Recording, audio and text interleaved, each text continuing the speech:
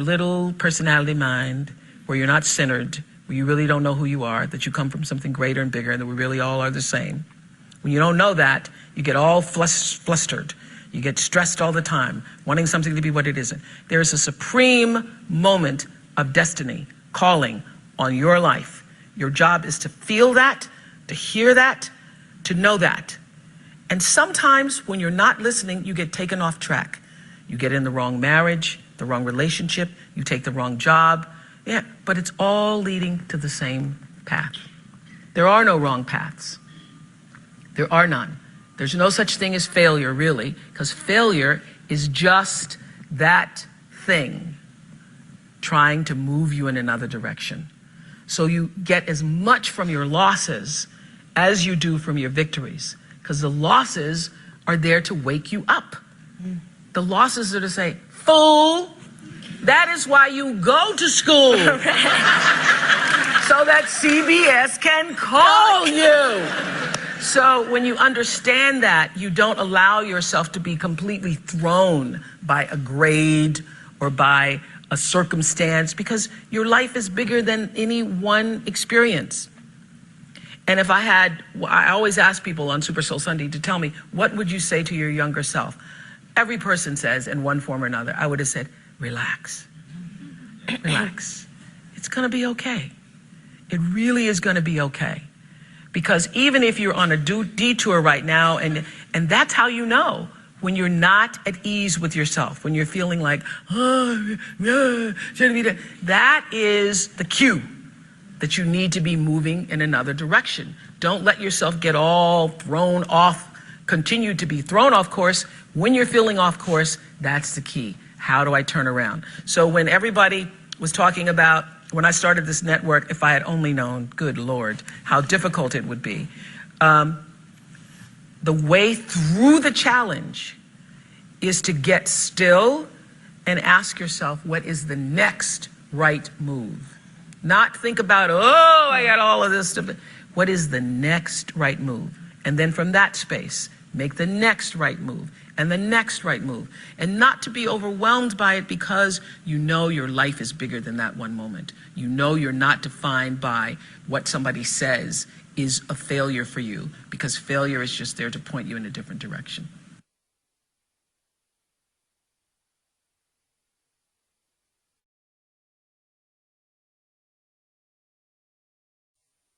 As a human being. I just want to end with this. Yeah. There are no mistakes. There really aren't any, because you have a supreme destiny. When you're in your little mind, in your little personality mind, where you're not centered, where you really don't know who you are, that you come from something greater and bigger, and that we really all are the same. When you don't know that, you get all flustered. You get stressed all the time, wanting something to be what it isn't. There is a supreme moment of destiny calling on your life. Your job is to feel that, to hear that, to know that. And sometimes when you're not listening, you get taken off track. You get in the wrong marriage, the wrong relationship, you take the wrong job. Yeah, but it's all leading to the same path. There are no wrong paths. There are none. There's no such thing as failure, really, because failure is just that thing trying to move you in another direction. So you get as much from your losses as you do from your victories, because the losses are there to wake you up. The losses are to say, fool, that is why you go to school. So that CBS can call you. So when you understand that, you don't allow yourself to be completely thrown by a grade or by a circumstance, because your life is bigger than any one experience. And if I always ask people on Super Soul Sunday to tell me, what would you say to your younger self? Every person says in one form or another, I would have said, relax, relax. It's gonna be okay. It really is gonna be okay. Because even if you're on a detour right now, and that's how you know when you're not at ease with yourself, when you're feeling like, oh, yeah, shouldn't be there. That is the cue that you need to be moving in another direction. Don't let yourself get all thrown off, continue to be thrown off course. When you're feeling off course, that's the key. How do I turn around? So when everybody was talking about, when I started this network, if I had only known, good Lord, how difficult it would be. The way through the challenge is to get still and ask yourself, what is the next right move? Not think about, oh, I got all of this stuff. What is the next right move? And then from that space, make the next right move and the next right move. And not to be overwhelmed by it, because you know your life is bigger than that one moment. You know you're not defined by what somebody says is a failure for you, because failure is just there to point you in a different direction. As a human being. And I just want to end with this. All right, cameras on, class, different class. Yeah. There are no mistakes. There really aren't any, because you have a supreme destiny.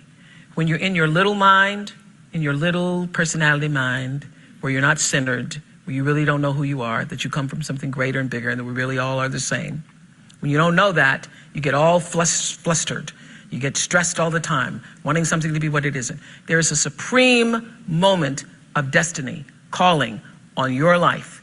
Your job is to feel that, to hear that, to know that. And sometimes when you're not listening, you get taken off track.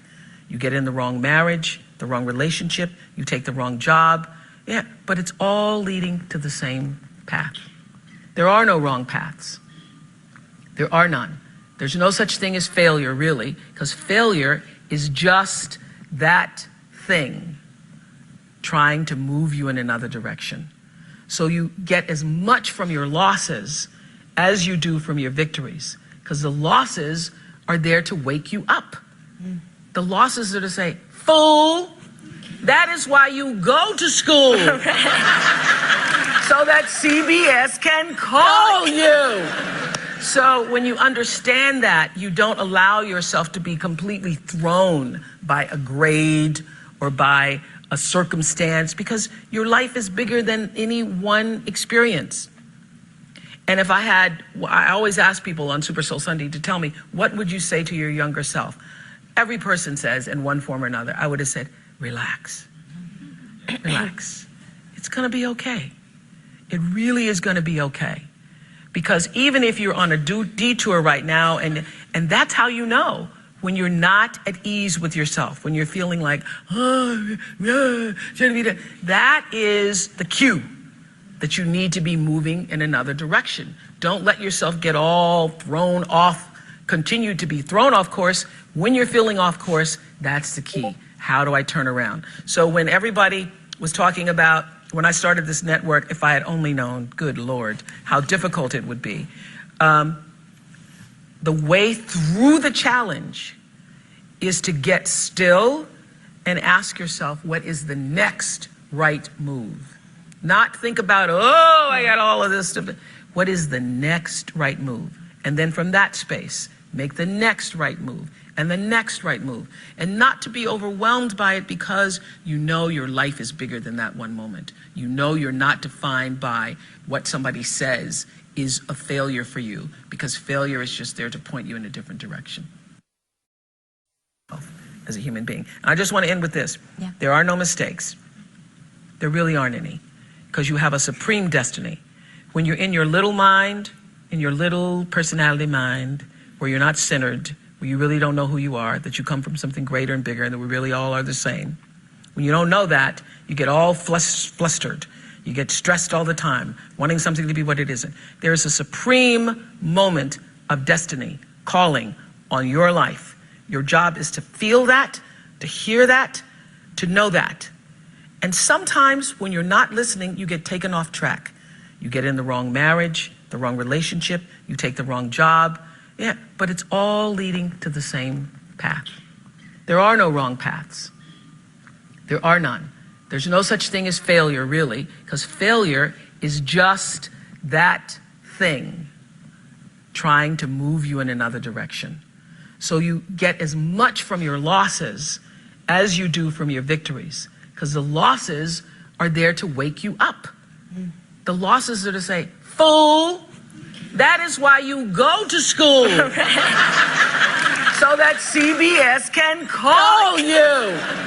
So when you understand that, you don't allow yourself to be completely thrown by a grade or by a circumstance, because your life is bigger than any one experience. And if I always ask people on Super Soul Sunday to tell me, what would you say to your younger self? Every person says in one form or another, I would have said, relax, relax. It's gonna be okay. It really is gonna be okay. Because even if you're on a detour right now, and that's how you know when you're not at ease with yourself, when you're feeling like, oh, shouldn't be that is the cue that you need to be moving in another direction. Don't let yourself get all thrown off, continue to be thrown off course. When you're feeling off course, that's the key. How do I turn around? So when everybody was talking about, when I started this network, if I had only known, good Lord, how difficult it would be. The way through the challenge is to get still and ask yourself, what is the next right move? Not think about, oh, I got all of this stuff.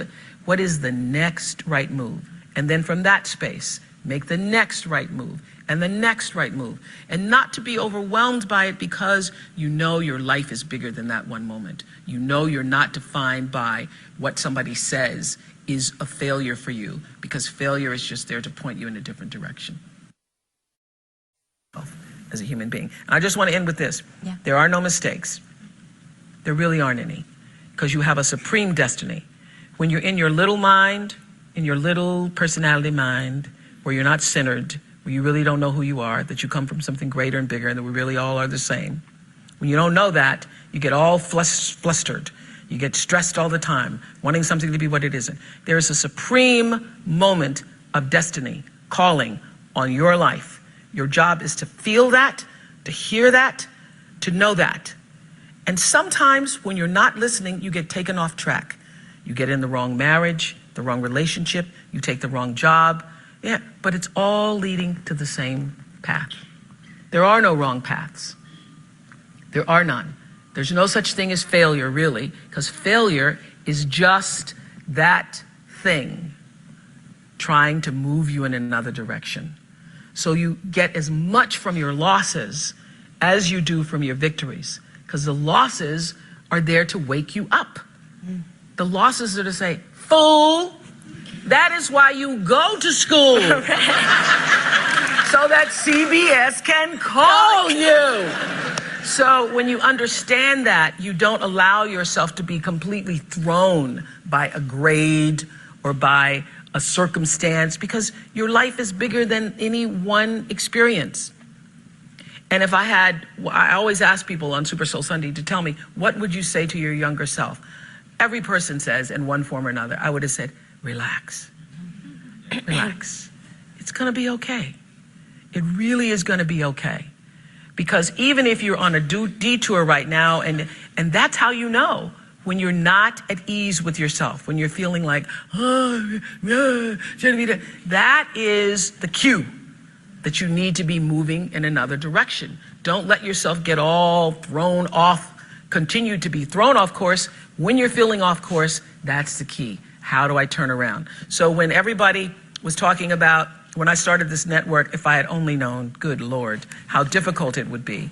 The way through the challenge is to get still and ask yourself, what is the next right move?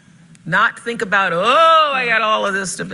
What is the next right move? And then from that space, make the next right move and the next right move. And not to be overwhelmed by it, because you know your life is bigger than that one moment. You know you're not defined by what somebody says is a failure for you, because failure is just there to point you in a different direction as a human being. And I just want to end with this. Yeah. There are no mistakes. There really aren't any, because you have a supreme destiny. When you're in your little mind, in your little personality mind, where you're not centered, where you really don't know who you are, that you come from something greater and bigger, and that we really all are the same. When you don't know that, you get all flustered. You get stressed all the time, wanting something to be what it isn't. There is a supreme moment of destiny calling on your life. Your job is to feel that, to hear that, to know that. And sometimes when you're not listening, you get taken off track. You get in the wrong marriage, the wrong relationship, you take the wrong job. Yeah, but it's all leading to the same path. There are no wrong paths. There are none.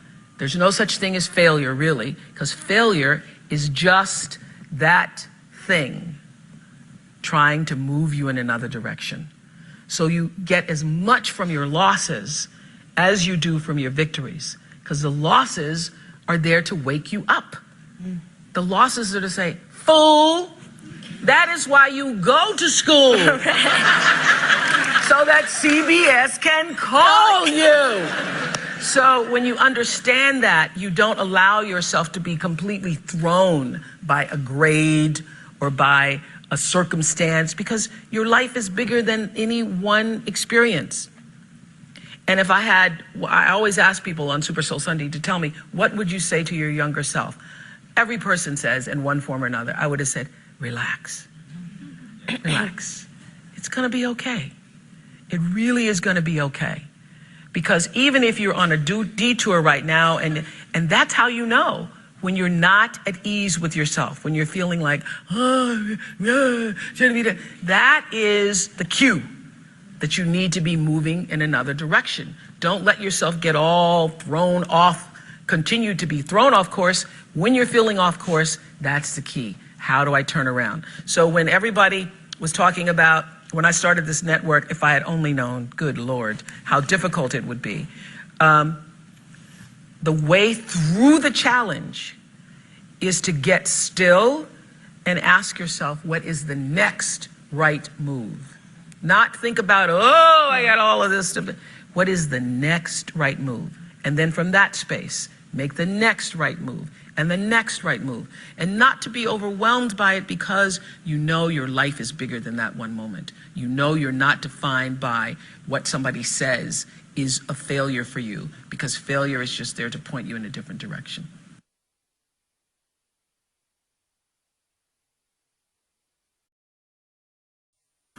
As a human being. And I just want to end with this. Yeah. There are no mistakes. There really aren't any, because you have a supreme destiny. When you're in your little mind, in your little personality mind, where you're not centered, where you really don't know who you are, that you come from something greater and bigger, and that we really all are the same. When you don't know that, you get all flustered. You get stressed all the time, wanting something to be what it isn't. There is a supreme moment of destiny calling on your life. Your job is to feel that, to hear that, to know that. And sometimes when you're not listening, you get taken off track. You get in the wrong marriage, the wrong relationship, you take the wrong job. Yeah, but it's all leading to the same path. There are no wrong paths. There are none. There's no such thing as failure, really, because failure is just that thing trying to move you in another direction. So you get as much from your losses as you do from your victories, because the losses are there to wake you up. The losses are to say, fool, that is why you go to school. So that CBS can call you. So when you understand that, you don't allow yourself to be completely thrown by a grade or by a circumstance, because your life is bigger than any one experience. And if I always ask people on Super Soul Sunday to tell me, what would you say to your younger self? Every person says in one form or another, I would have said, relax, relax. It's gonna be okay. It really is gonna be okay. Because even if you're on a detour right now, and that's how you know when you're not at ease with yourself, when you're feeling like, oh, shouldn't be that. That is the cue that you need to be moving in another direction. Don't let yourself get all thrown off, continue to be thrown off course. When you're feeling off course, that's the key. How do I turn around? So when everybody was talking about, when I started this network, if I had only known, good Lord, how difficult it would be. The way through the challenge is to get still and ask yourself, what is the next right move? Not think about, oh, I got all of this stuff. What is the next right move? And then from that space, make the next right move and the next right move, and not to be overwhelmed by it, because you know your life is bigger than that one moment. You know you're not defined by what somebody says is a failure for you, because failure is just there to point you in a different direction. All right, Grace, one more time. This time I want you to take notes. Every time I pause it, please take your own notes. But when I pause it, take those notes. This is the first time, only time I've ever played a clip this many times in a whole. Jerome gets it. Thou needed to hear this. Okay, Grace, every time I pause, it means receive and take notes. It's part of the curriculum today. We will go over time today. It's designed last class period plus this one, but not like disrespectful overtime, just so we're clear. Grace, let's go. As a human being. I just want to end with this. Yeah. There are no mistakes. You're obviously going to write down, there are no mistakes. I already put, I got, that was the first thing. There really aren't any, because you have a supreme destiny. When you're in your little mind. You're going to write down little mind. Your little personality mind, where you're not centered, where you really don't know who you are, that you come from something greater and bigger, and that we really all are the same. When you don't know that, you get all flustered. You get stressed all the time, wanting something to be what it isn't. There is a supreme moment of destiny calling on your life. Your job is to feel that. Stop right there. Your job is to feel that. Feel that. Not believe. Sorry, don't worry about it. I'm going to come back to that. Feel that. Hold on, get ready to write again, Grace.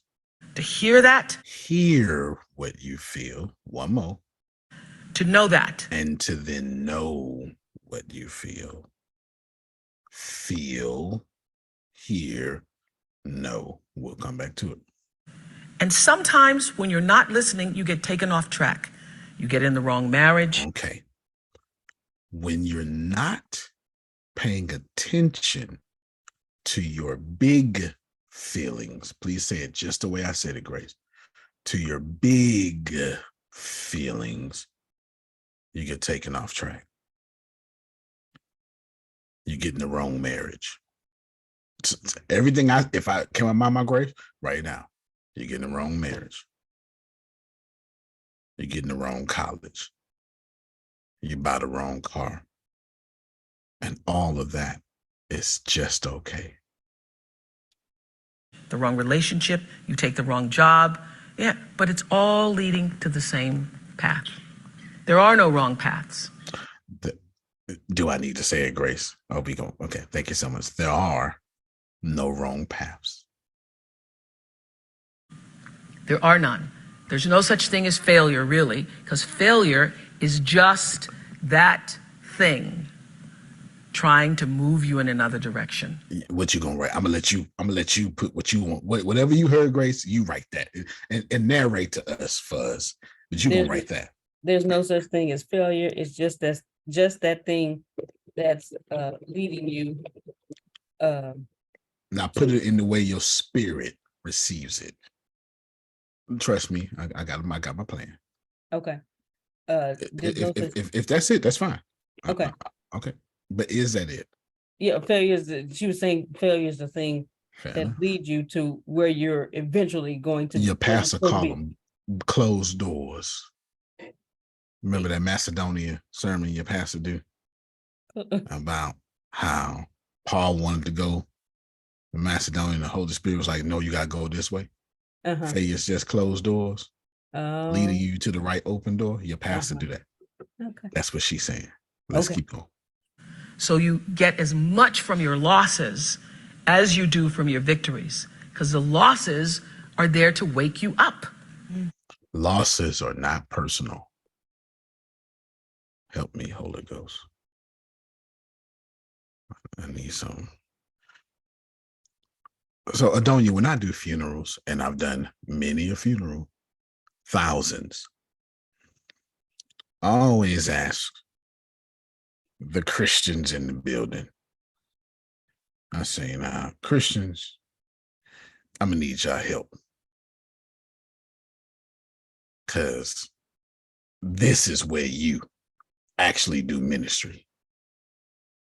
When we can't see nothing. How many of you know there's no ministry without a mess?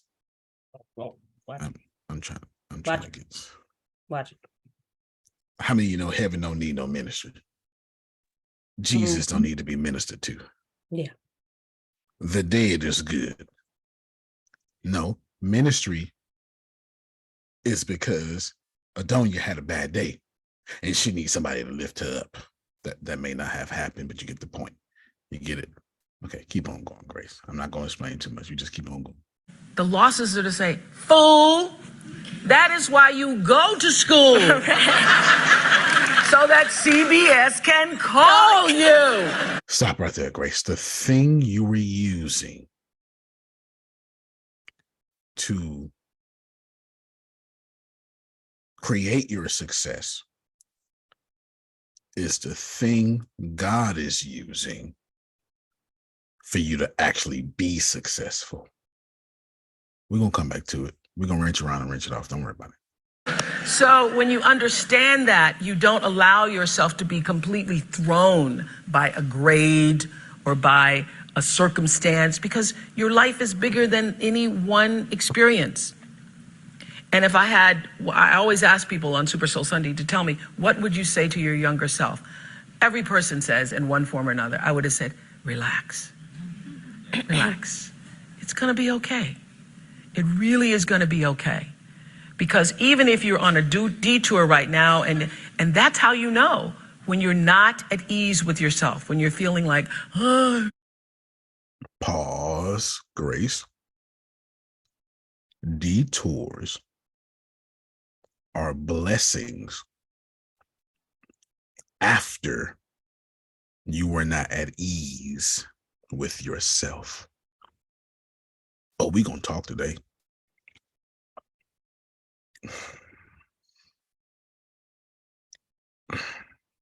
Come on, Grace. That is the cue that you need to be moving. Like Tracy wants you go ahead, Tracy.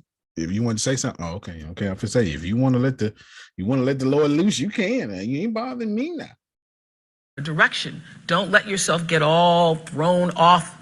Continue to be thrown off course. When you're feeling off course, that's the key. How do I turn around? So when everybody was talking about, when I started this network, if I had only known, good Lord, how difficult it would be. The way through the challenge is to stop right there, Grace. I'm going to go ahead and confront this.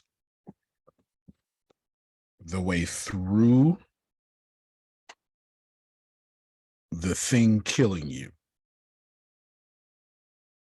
is to be still, pause, and ask yourself, what's my next best move? The thing killing you, Io, the thing killing you. See, because she's called it a challenge, but OWN Network wasn't a challenge. That was the thing God was supposed to jump in.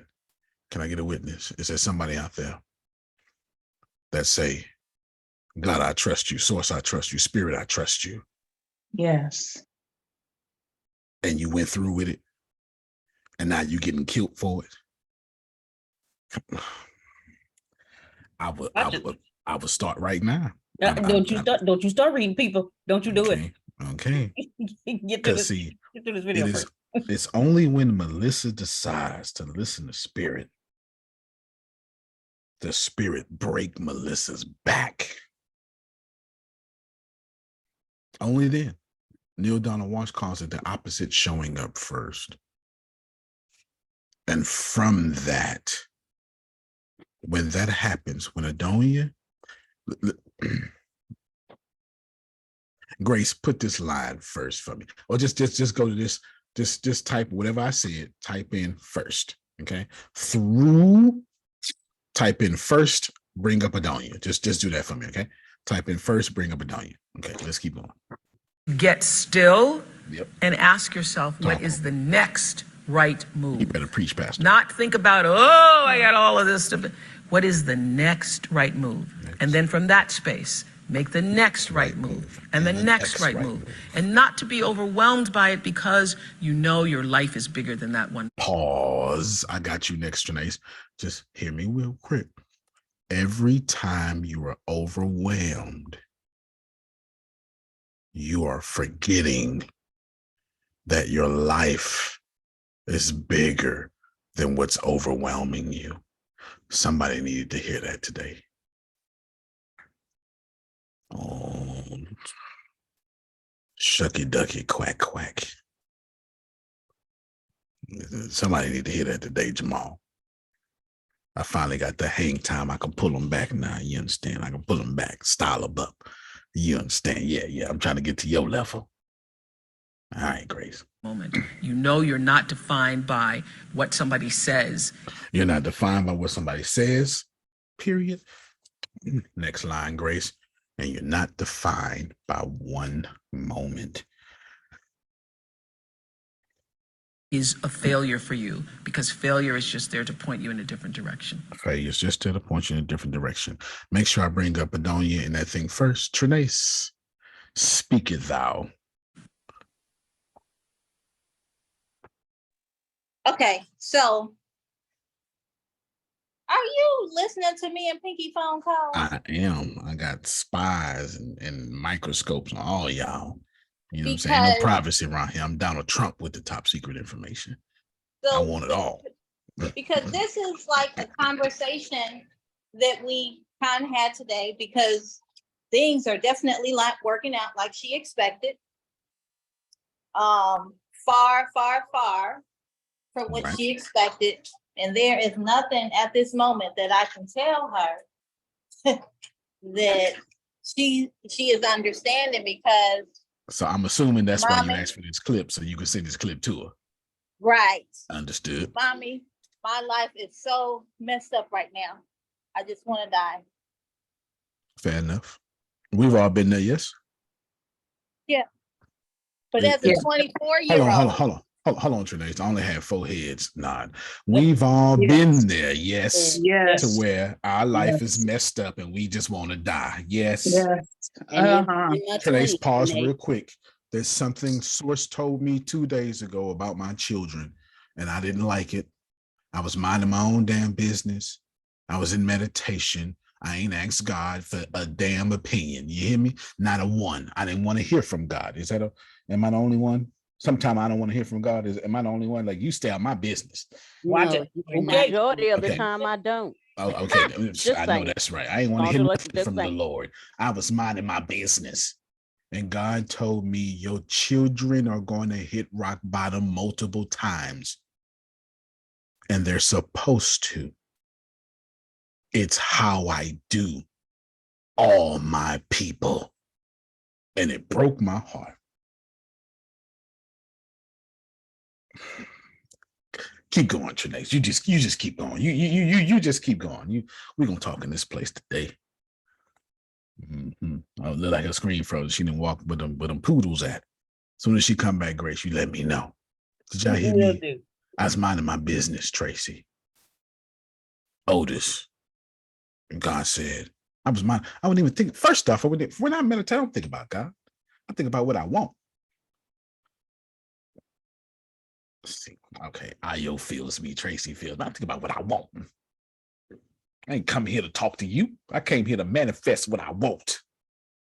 I see y'all don't want to be. That's all right. Y'all don't want to. Y'all don't want to act like me. Okay, go ahead, Trinace. Go ahead. You say. So I was disconnecting from the Wi-Fi. So fair enough. So then, as I was trying to encourage her, she said, "Mommy, you know what? It don't matter that you're trying to shine some light on me, because I don't want to hear this right now." Yeah, that's about right. First off, I ain't never want to hear anything God said when I was going through. Am I the only one? Nope. Okay, thank you so much. Keep going, Trinace. You just saying this because you my mama. Mm-hmm. And this is what you're supposed to do. Mm-hmm. All right. Mm-hmm. Word for word. Word for word. Yeah. And didn't you act like her when your mama said it to you? So no, I was the mama of my mama, so she wasn't saying. When she your daddy wasn't. said it to you, excuse me, I forgot. When your daddy said, I forgot you was a daddy girl. Yeah. Okay, thank you so much. I was hoping you keep it real. Y'all, Yeah. we all do So this. as much as I understand, because I've had children and taken care of children and myself and been responsible for shit. And shit didn't go like I thought it was supposed to go. It never does. And I told her, I said, well, Pinky, you read the Bible. The Bible says it rains on the just as well as the unjust.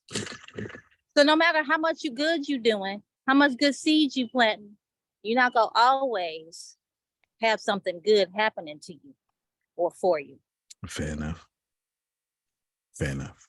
I got my hand up. Y'all ready? Y'all ready for this? Can I give you transparency? Can I give you transparency? Let me help y'all out. The Bible ain't never helped me when I want it.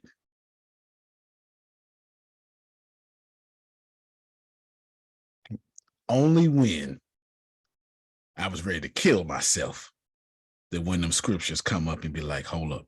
That's pretty much it. Y'all don't want to fool me, man. I ain't never in my life read the Bible and felt better. Mr. Smith. Come on, Jerome. Mr. Smith, no. Come on. I'm not going to, listen to me. I'm not going to go there yet, okay? But I'm going to go there, all right? Come on, man. So I'm preparing you. Come on.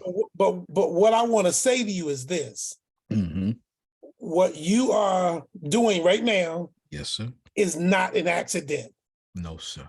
Because as I listened to you play that over and over again, and when you were talking with Grace, I said, wait a minute, Jerome, 18 minutes. Wait a damn minute. I've heard this before. Yep. And not only that, while I was on noonday Bible study with the folks in my church, there was an emergency phone call that came through to me while I was listening. And all I did was listen to the call. And when they finished ranting and raving, hung up the phone, and went back to the Bible study. And guess what? I was okay. You understand? So I told you, but not yet, because you got to set this up before I say what I got to say. But I just want you to know, don't you listen to me? Don't you rush this? No, sir. Don't you? Do you hear me, sir? That's why we're going over. Okay, so I just want to let you know that right now, because I'm gonna bring the smoke now. Because your spirit and my spirit see the spirit moving. Understood. Understood. I go back with my hand up. I ain't never read the Bible, the Quran, the Torah, and ever felt better. It ain't never happened. But it always made me better. Just not when I wanted to be better, Tracy. I know that's right. See, I'm not talking bad about scriptures. I'm just telling you, Tracy, when I want something, I want it now. That's all I'm trying to do. Melissa, Melissa, I ain't never made a sacrifice. I never burnt a candle.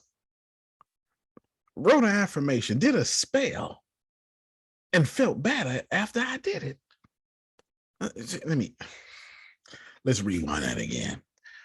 Everything I've ever asked for in my life, Adonia, ain't never showed up the way I wanted it to, expected it to, perceived it to. As a matter of fact, if I can keep it real with you, Phil, it showed up, but I didn't recognize it showed up till months after I received its benefits. They don't want to. Chef Jay say, "What are you business today?" Listen, that's how I've been feeling all day. I really feel like you in my business today. Wake up, and I don't mean to intrude. And she was supposed to keep her camera off, y'all. Look, she's supposed to keep her camera off because she out here on her only fans page. I am out. Let me tell you, I'm out, and I had to come outside. Because that's how I woke up feeling today. And I went to sleep reading the Bible. I woke up reading the Bible. And I'm just like, God, like, this ain't it. Like, but at the end of the day, like, suffering is a part of it. Come on. It does not, he don't care how you feel. Come on. Feelings don't matter. Like, we have to just endure it. And I just like, that's some bull crap. Because why am I going through this? Grace ain't doing as much as me, Lord. Jerome ain't doing as much as me. You know what I'm doing out here. You seen that $1,000 I gave to Antonio, right? You come on, y'all know what I'm talking about. Chef J know what I'm talking about. You know what I'm talking about. You know what I'm talking about. I'm out here doing everything I can. Let me say it again, Chef J. Look, me and Chef J, we was joking. Actually, I told her send me a picture. I say send me. She out there. She say she out the bow. I say, well, if you see she on your OnlyFans, go ahead and send a picture. You know what I'm saying? she ain't on the OnlyFans. She just said she was out. She don't need no new fans today. She don't need no new fans. At least that's what I said. Listen, I completely understand your struggle. I also understand, Antonio, I'm using my name, insert your name.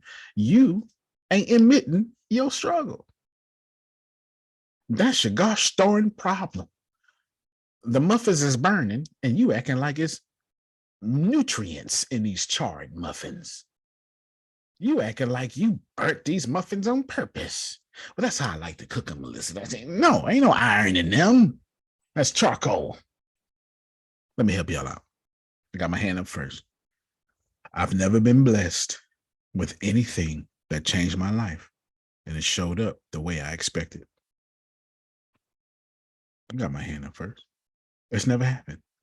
It's never in all my years, Otis, I've never, and I'm a pretty smart guy, and I have been outsmarted by my blessings 100% of my life. Adonia, I'm just trying to keep it real. So my goal is to get to chapter 3, but I sure let Oprah set it up. Chapter 3 is called Bending Your Reality. But forget that little book. Oprah preached a word in 2 minutes and 56 seconds. Oprah did a whole sermon. Hear me well. Chef J woke up this morning on the opposite side of relax, because the devil, Jerome, only stress people out who got a future. Where's the organ? Where is the organ? Come on, sir. I need an organ. Wow. I need an organ. Because devil don't want you getting the way you supposed to get, because you're gonna do some damage. Let me try it again. Let me try it again. When I was, and Grace, I just told Grace yesterday, when I was team devil, Tracy, devil ain't bother me. Tracy, I went to church drunk. You hear me? I ain't gonna lie to you. Nah, ain't no sense of me lying to you. I went to church drunk. If I had to go to evening church, I had to go to evening church ready. Y'all don't want to hear me. That's all right. That's all right. Jerome, we know I'm a heathen. Ain't no sense of me lying to you. No sense of me lying to you, bro. No sense of me lying to you. Plus, if I went to church, I went to evening church drunk, Otis, and I went to morning church planning sins. As soon as I get out of here, Tracy gonna get it. I ain't gonna lie to you. Yeah, she gonna get it. I ain't gonna lie to you. I already text her up. You know what I'm saying? I already text up Jerome Isha. She know what it is. The baby girl, I get out of here in 33 minutes. I'm gonna need you disrobed in 27 of them. Y'all don't want to see. Y'all don't see. That's your problem. See, that's Otis. I'm the only. All y'all got these kids and they never had no sex. That's all right. That's all right. That's all right. That's all right. As for me, okay, so you ain't never heard me say that. You heard me. Fair enough. You understand what I'm saying? I'm be quiet. I'm be quiet. I went to church knowing I'm gonna see Phil in 27 minutes. You know, I'm using everybody's name. I'm equal opportunity. You understand? Equal opportunity sees. You understand what I'm saying? Equal opportunity sees. So, the only thing I went on is the radio. No, that's fair enough. That's the only thing I want on. You heard me Phil say the radio. No, I don't want nothing else on. You hear me? Ew. Old school. Okay then. So now, you know, old school and middle school and new school, we agree. Jerome, I'm coming through. Don't have nothing on but the AC and the radio. So I went to evening church ready, brown or clear. And I went to morning church ready to meet Chef Jay in 37 minutes. So what I'm trying to tell you is I went hard for the devil, Jerome. Okay, but don't go hard for my dreams. I don't mean to interrupt you, but I do mean to interrupt you. I know that's a mic drop, but I'm just saying, I got a question. Go ahead. Ask thine question. Did you just say? I did. I'm sure I did. Brown or sometimes I mix them. I can mix them. I got a strong stomach. I mix them. I do Hennessy and tequila. And Hennessy, tequila, and Patron. Don't bother me one bit. So you did the bomb too. What you gonna get, Tracy, is this longevity. That's what you're gonna get. Yeah, that's hood talk. Y'all don't Deanna, Chef Jay know what I'm talking about. Longevity. yeah, there's 3 hours. There's 3 hours in this piece. You understand? Like you dehydrated when I'm done. After what I just came from the club. You understand? Dehydrated. Because I went hard for the devil. Ain't never went hard for me. Y'all don't want to play with me, man. Tracy, I ain't never sinned halfway. I've never sinned halfway. Can I push it further, Tracy? I also ain't never went full dreams, full way.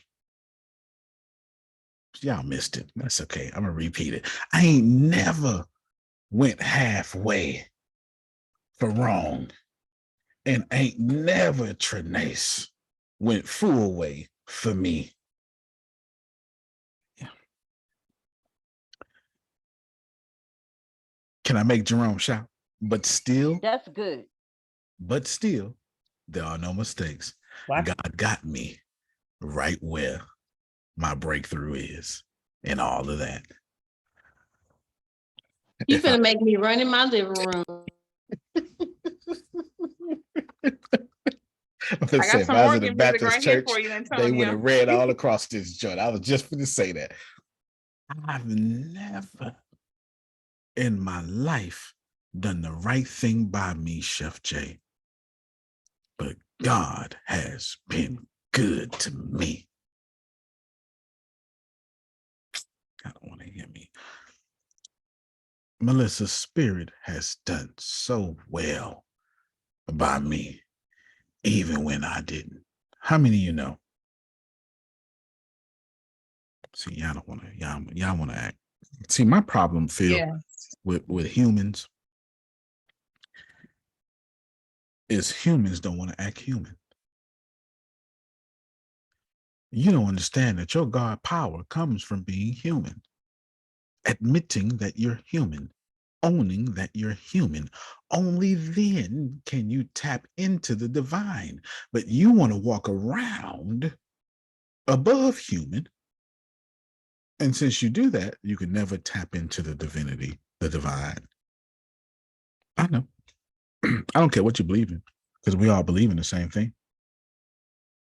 I know people who say, I'm atheist, but they believe in the Dallas Cowboys. How? How are you atheist? Who the hell are you praying for the Dallas Cowboys to win? Was that too much? You hoping on something. I don't care what you call it, Otis. You hoping on something. You wearing the same jersey every Sunday, hoping the Cowboys win. You hoping on something. Anyway, let me finish this little one point, because we got some stuff to talk about. I talk to Chef Jay all the time. She's become a good friend of mine. Sometimes she struggles, sometimes she don't. But one thing I know she gonna do is she gonna work out and she gonna bounce back. Rewind, press play. Chef Jay, go on, cut your camera on just real quick. Just you ain't gotta keep it on the whole time. She gotta do it from the tonsils up. Yes, tonsils up. She don't need no new friends. Tonsils up. Tonsils up. We was joking. She actually told me I had a bad day, so I had to get dressed. That is the prosperity we talking about. I had a bad day, so I had to go work out and get dressed. So I know I invoke a good day. I text Chef Jay the other day. I think it was yesterday. That's powerful. I texted her the other day because she knows she on a treadmill every day. I think it was yesterday or the day. Anyway, and I told her, I say, we was joking back and forth. And I was like, man, being sexy so hard as hell. And I told her. And she just laughed. I'm like, you gotta work. It's Otis. You gotta work out every day to be sexy. It's for the birds. I mean, even if you hit the genetic lottery, come 30, your metabolism will slow down. You got to keep working on that thing.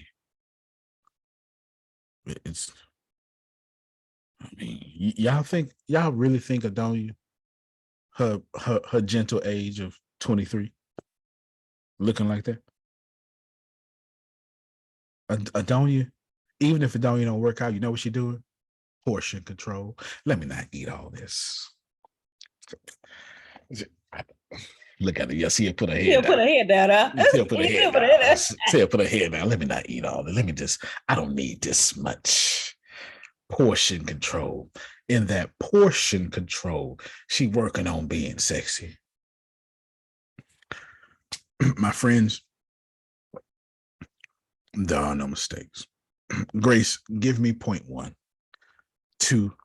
Now, just give me point 1. We're going to go through this rapidly because we got some stuff to read. But I really needed to play it. And I was playing this Oprah clip while recorded 10 minutes before y'all showed up. So really, it was more like 28 minutes. I had Oprah running because I needed to get you the point, Tracy. I needed to get you the point. Well, we got 2 Tracy's, Trinace and Tracy. I need to get you the point that God is so good. Source is so good. Spirit is so good.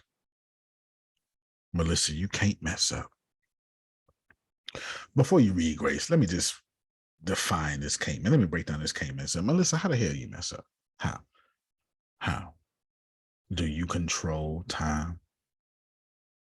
You can't mess up unless you listen to everyone around you saying that you messed up. Because it's their opinion. There it is. Listen.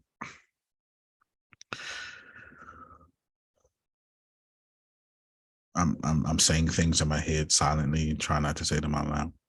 This is my 6th statement now, Jerome. This is my 6th statement. I went through 5 real quick. If I tell you, Tracy, that your abundance, your money, your investment, your time investment is coming, but you still tripping about it coming, you haven't mastered your life. And here's the deal. I'm not, I'll push that further. Grace, if you have to defend yourself, you haven't mastered your life. I'm not telling you you're wrong because you're right, Deanna. You're right, Deanna, to demand respect and know your worth and charge change and interest. You're right. Or if you only attract people in your life you ain't got to tell that to, there's another option. Rewind, press play. I'm not saying, Otis. See, somebody missed it, Tracy. I'm gonna do it again because so that was tough. That was real tough. It was real slick too. I'm not saying, Otis. It was. Not to charge your work. I'm not saying don't demand payment. Don't cuss somebody out and don't sue somebody and get what you need. Or just attract the Adonias in your life. You won't have to deal with that. That's all I'm saying. If you get you a few Jeromes, That's not a problem. It's not, was that too complex? I feel like that was real simple. You can either defend yourself or create people in a reality in your life, Adonia, you don't have to defend yourself in.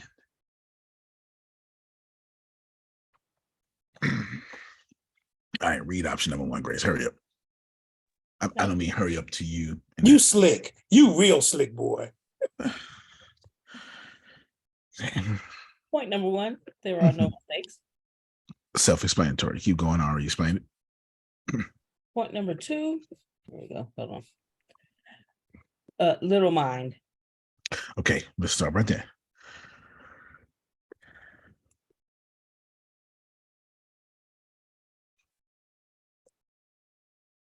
The word remember has the vibrational understanding inside the word.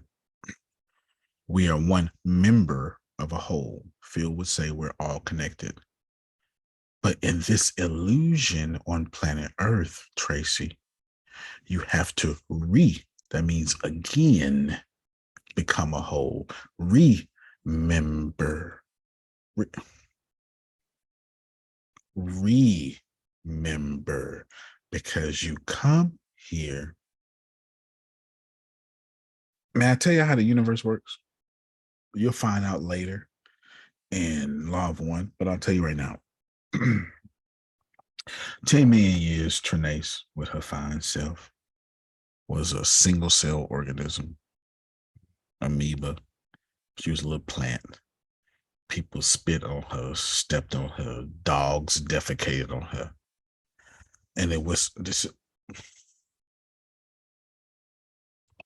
She's a piece of poison, a piece of chlorine, something. That's what she was.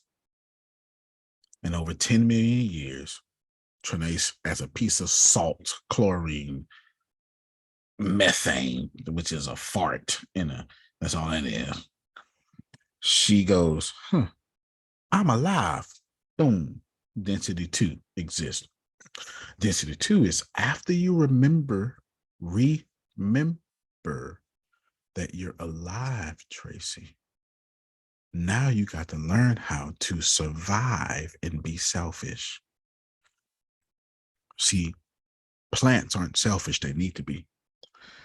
So it's not until, another 10 million years, Tracy and Trinace said they had to learn through each life cycle. I need to be selfish. I need to stay alive longer. I need to stay alive, stay alive, stay alive. We call that survival of the fittest. Stay alive. And it's only when you desire, Chef Jay, to stay alive that you recognize that you're no longer conscience, but conscious, conscious, the difference. Conscience is the ability to to know that you're alive. A fly, a mosquito knows it's alive. Swat it, Phil. Watch it run from you. But mosquitoes are not doing connotation. These are two different things. Ain't no goldfish teaching mechanics and all that stuff Jerome teach in Baltimore. That's a different kind of consciousness. So after you're finished being selfish, Tracy, from that selfishness, we call it self-love. Is that okay? Density 1, Renee, you learn, oh, I'm alive. But density 2, you spend 10 million years going, I'm gonna love myself. But the catch is density 3, what you call earth. That's the black way of saying earth. We call earth. Yeah, I know what I'm talking about. Earth. It's EARF. Don't let Adonia social class fool you. She say earth 2 and fixing 2. She say all that stuff too. Hear me well. It's in a third density where Adonia must stop saying, I'm gonna take care of myself. I'm gonna love myself. in which she must choose to either love others or only love herself. Either way, she will ascend. She's either going to love herself or love others. And if I can condense this for you, Tracy, if I can tell you that your whole Bible says that, Jerome, look not further. Your Bible says you're going to love others or you're going to love yourself, but what you will not do is straddle the fence. I dare you prove me wrong. I dare you prove me wrong. Prove me wrong that the Bible says you're blessed either way. Come on, Tracy, use a Bible thumper. Does the Bible not say that you're blessed if you love yourself only, or you blessed if you love others, but if you straddle the fence, if you're lukewarm, I'm going to cut you down, I'm going to spit you out. So you're blessed if you're selfish. You're blessed if you're unselfish. But you're not blessed when you say things like, oh, I don't want to look stupid. Microphone is, I'm looking at you right now. I'm trying to look at it. Okay. So there are no mistakes. But in your little mind has nothing to do with your ascent. Well, your little mind has nothing positive to do with your ascension, but it is useful for your ascension. Allow me to explain. You're going to pay for your little mind, Tracy, or your little mind's going to help you. Either way, it's going to be working out for your good. And we know that all things, finish it for me, Grace. Finish it for me, Grace. And we know that all things work together for the good for them who love the Lord and are called according to his purpose. Okay, then. So we know, Tracy, it's going to work out. This is what Oprah is saying. Oprah is saying there are no mistakes because all things work out for you. Give me the next point, Grace. Next point. Give me the one about Adonia. Oh. And I'm going to skip everything else. Okay. Wait a minute, where to go first? Bring up okay.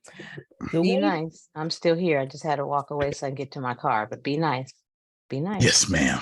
Yes, ma'am. Okay. The way gonna stab me in my throat. It's actually nice to begin with. Go ahead, though. The way through the thing killing you is to be still, pause, and ask yourself, what's my next best move?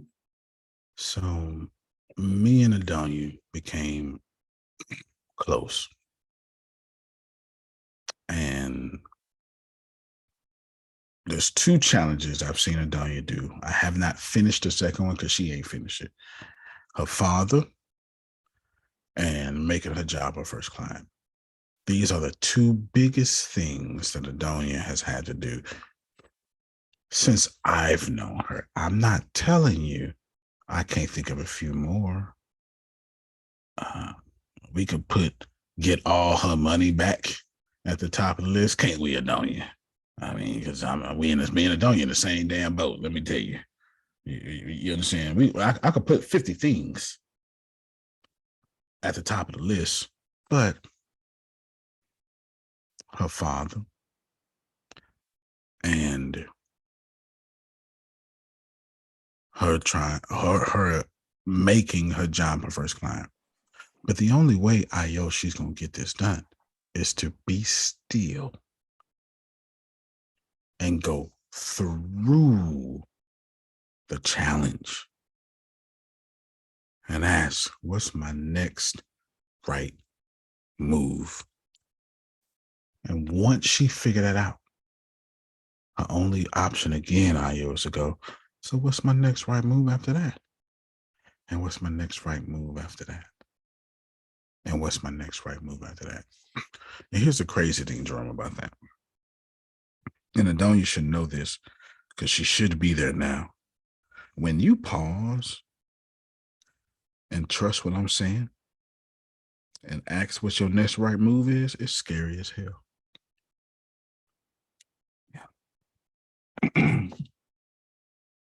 Black Angel. Can you help me out, Black Angel? I need you to help me out. They know. Where there is doubt, there is path to faith. I swear to God, this angel say that. I swear to God. I think that's the first time I ever read it. Where there is doubt, there is path to faith. That's right on time. Black Angel, I'm going to call you Nikki. Because you never met a baby Nikki. They all grown. All Nickies are grown and mean. All of them. Every Nikki on the planet is grown and mean. I ain't never met a baby Nikki or a baby seagull. All baby seagulls are FBI agents. They got cameras on their drones. That's actually a real conspiracy theory. That's actually real, but don't take my word for it. But that's actually a real conspiracy theory, just so we're clear. That second one. Yeah, you know about it because you don't have to use those anymore. You have those. Yeah. I got nothing to do with that. I'm just saying. Just saying. Adonia is going to be blessed because she already is. Y'all didn't hear me. Let's do it again. When Adonia, every time Adonia has been still and went, what's my next best move? Two things have happened, Grace. It was uncomfortable and she was blessed for it. Of this call, Adonia is one of the most successful people on this call by far. It's not even close. She ain't gonna say that. And she wouldn't even say it out loud. She's cringing in her skin right now that I'm saying it. So what?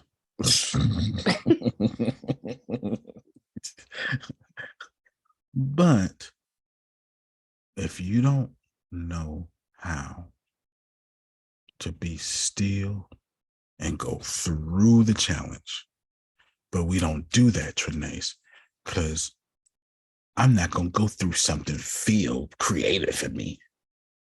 Oh, yeah, I don't want to hear that. See, that's what we do. See, that's what we, that's what we do. I didn't create this for myself, so ain't no sense of me going through it. Come on. Thank you so much, Deanna. I sure appreciate it. Thank you so much, Jerome. I sure appreciate you. Thank you, Otis. Thank you, Tracy. I sure appreciate y'all. Thank you, Jamal. I appreciate the transparency. Well, I'm not saying that right now because I think I know I'm the problem where I'm at now. That's mature. So right now, I can't say that, but I could say it before, but not now. Fair enough. That's maturity. Y'all heard it? That's maturity. That's why I had the confused look on my face because I was like, wait, ain't nobody put me here but me. So, but yeah. Which is always going to be true. But when we in our little mind, Deanna got me fucked up. I bleeped the word out, but you understand. You know how we do. Jerome, you know how we do. Come on, man. You know how we do. Okay. So what I want to do, chapter 3. Everybody who doesn't have a Pathbender book, I will help you buy it. You got about 2 weeks left before you are going to have a difficult time in this class. You can send me a private message. I'm not even trying to embarrass you. If you do not have a Pathbender book, I will help you buy it. Do not fret not. Okay? Fret not. Just send that message. We're going to chapter 3. I'm going to put this down because I need to read on the screen. It's going to be easy for me. That's right. You're going to, is that the cruise week? Okay. All right. Otis going to be on cruise next week, y'all. He going to be rocking around with no socks. You know what I'm saying? Yeah, in a styrofoam cup. It's going to have some lean in it. He's not from Texas. He may not know what that means, but that's syrup. That's a codeine. Lil Wayne keeps it in his cup. Anyway. Promethazole. Why you all been on this business? Huh? Promethazine. There you go. Well, I like snitching. I'm a snitch. I'm an FBI snitch. I get paid for snitching on Melissa. Melissa got weed in her backyard. You understand? I just be putting stuff on y'all. Don't listen to me, y'all. Don't listen to me. Don't listen to me. Okay, I'm gonna read. You've been holding back, Melissa. You've been holding back. I know, right? Look, 15 people went, hold on, Melissa. Maybe that's why I'm sick all the time. This is one of the plants I'm allergic to. No, if you had weed, you wouldn't be sick all the time. That's for sure. That's a healing agent. That's a healing agent. It is for you. It doesn't like me. Oh no, I don't smoke. I'm a drinker. All that coughing to get somewhere, I'm not brave enough. I'm not brave enough. I'm not man enough. You got to cough to get off. Yeah. See what I'm saying? Got to cough to get off. I'm not man enough. I'm weak. But you give me some brown or clear, don't matter. I like both ladies, Tracy. I like brown ladies and clear ladies. You hear me? It don't matter. Cheap, expensive, just as long as it's wet, I'm all right with it. You hear me? I'm all right with it. Just anyway, I told. I gotta be quiet with this one. I was like, Deanna was like, what you want? I said, girl, I swallow. Bring it whatever it is to me. That was probably too much. That's all right. That's okay. You can all you want to, but you went. Hubby, he reminded me that you passed due on. Anyway, I'm not gonna bother y'all. Y'all saved. Don't worry about it. Y'all are saved. I'm not gonna bother y'all. Although you've been pregnant with your saved self. Anyway.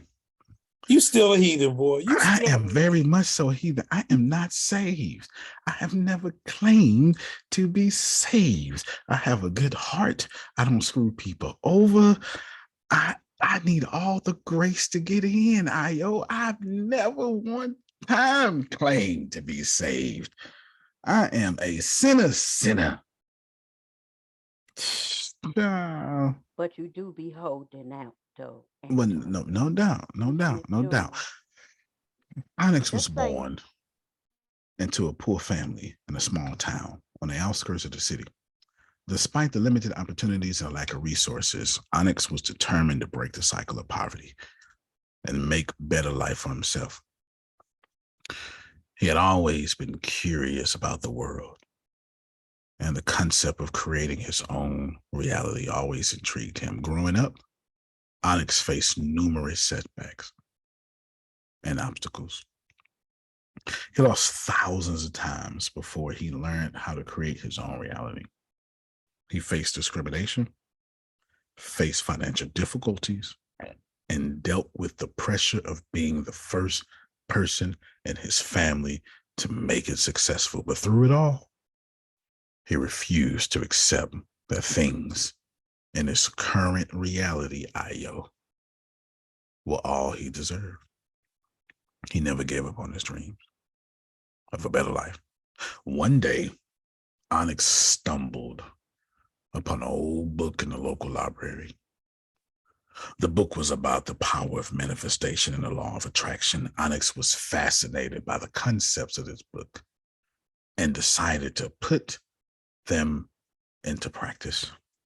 He started visualizing his goals and dreams and took small steps every day to make them a reality. And over time, Onyx learned how to create his own reality and began to see results. He worked hard and took risks. And eventually he started his own successful business.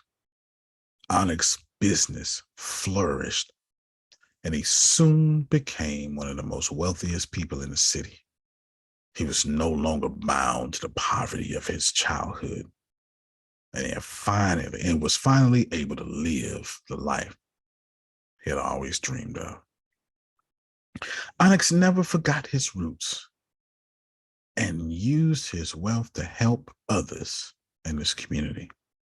He started a foundation to support education and provided scholarships for young people from poor families.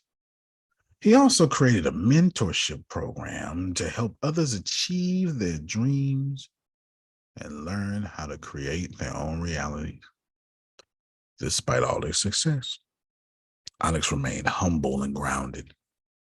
He always remembered the struggles of his childhood and never forgot the power of the mind in creating reality. He was proof that anyone, no matter where they came from, could achieve their dreams and create a better life for themselves. Pause. We're going to stop right there. We get to the next section later. It is time for me to tell you. I was looking at the chat. That boy talking about parade liquor. Jamal, you were old and cheap, but I feel you though, because that's $10. You hear me? And sometime all you got is $10 left. You understand? Taka do too. Yeah, anyway. It's some of the class 6, you know that. Okay. Pause. Pathbender is not a regular book for me. It's the greatest book I've ever written. And I don't mean that by look at me. I mean,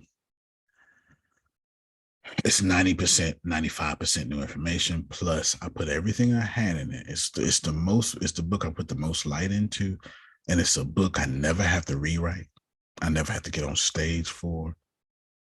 It is everything that I know about the light. And I put it in one book for the first time. No hiding. How many of you know you're great, but you hide because you've been judged far too much? Come on. Keep them hands up. I need y'all to give confidence to other people who's scared. They hide behind y'all. Okay, thank you so much. Y'all see that? It's a lot of hands. You know you great, but you got to hide because somebody told you. Hold on, I'm gonna send this message to somebody. If you just got a message that says you, everybody check. If you got a message from, okay, all right, then someday they see it. Somebody told you you're the worst one in the family. And it's not that you believe that. Can I keep it real? We finna have some tears. Oh, please. I've been told this from both sides of my family. Both sides. She can't get a break. If it's the third side, they're gonna tell her to you. She can't get a break. Somebody told Melissa and the other person I messaged, you're the worst person in the family. And it's not that Tracy believed it. It's that Tracy was rewarded by her family that she loves so much for actually playing that damn role. I'll say it again. I didn't say Io believed it. I didn't say Jerome believed it. I said if Jerome want attention from his mama, he gotta play the role or he ain't gonna get no attention. Black Angel, anoint this call. Anoint the call. You just anoint the whole call.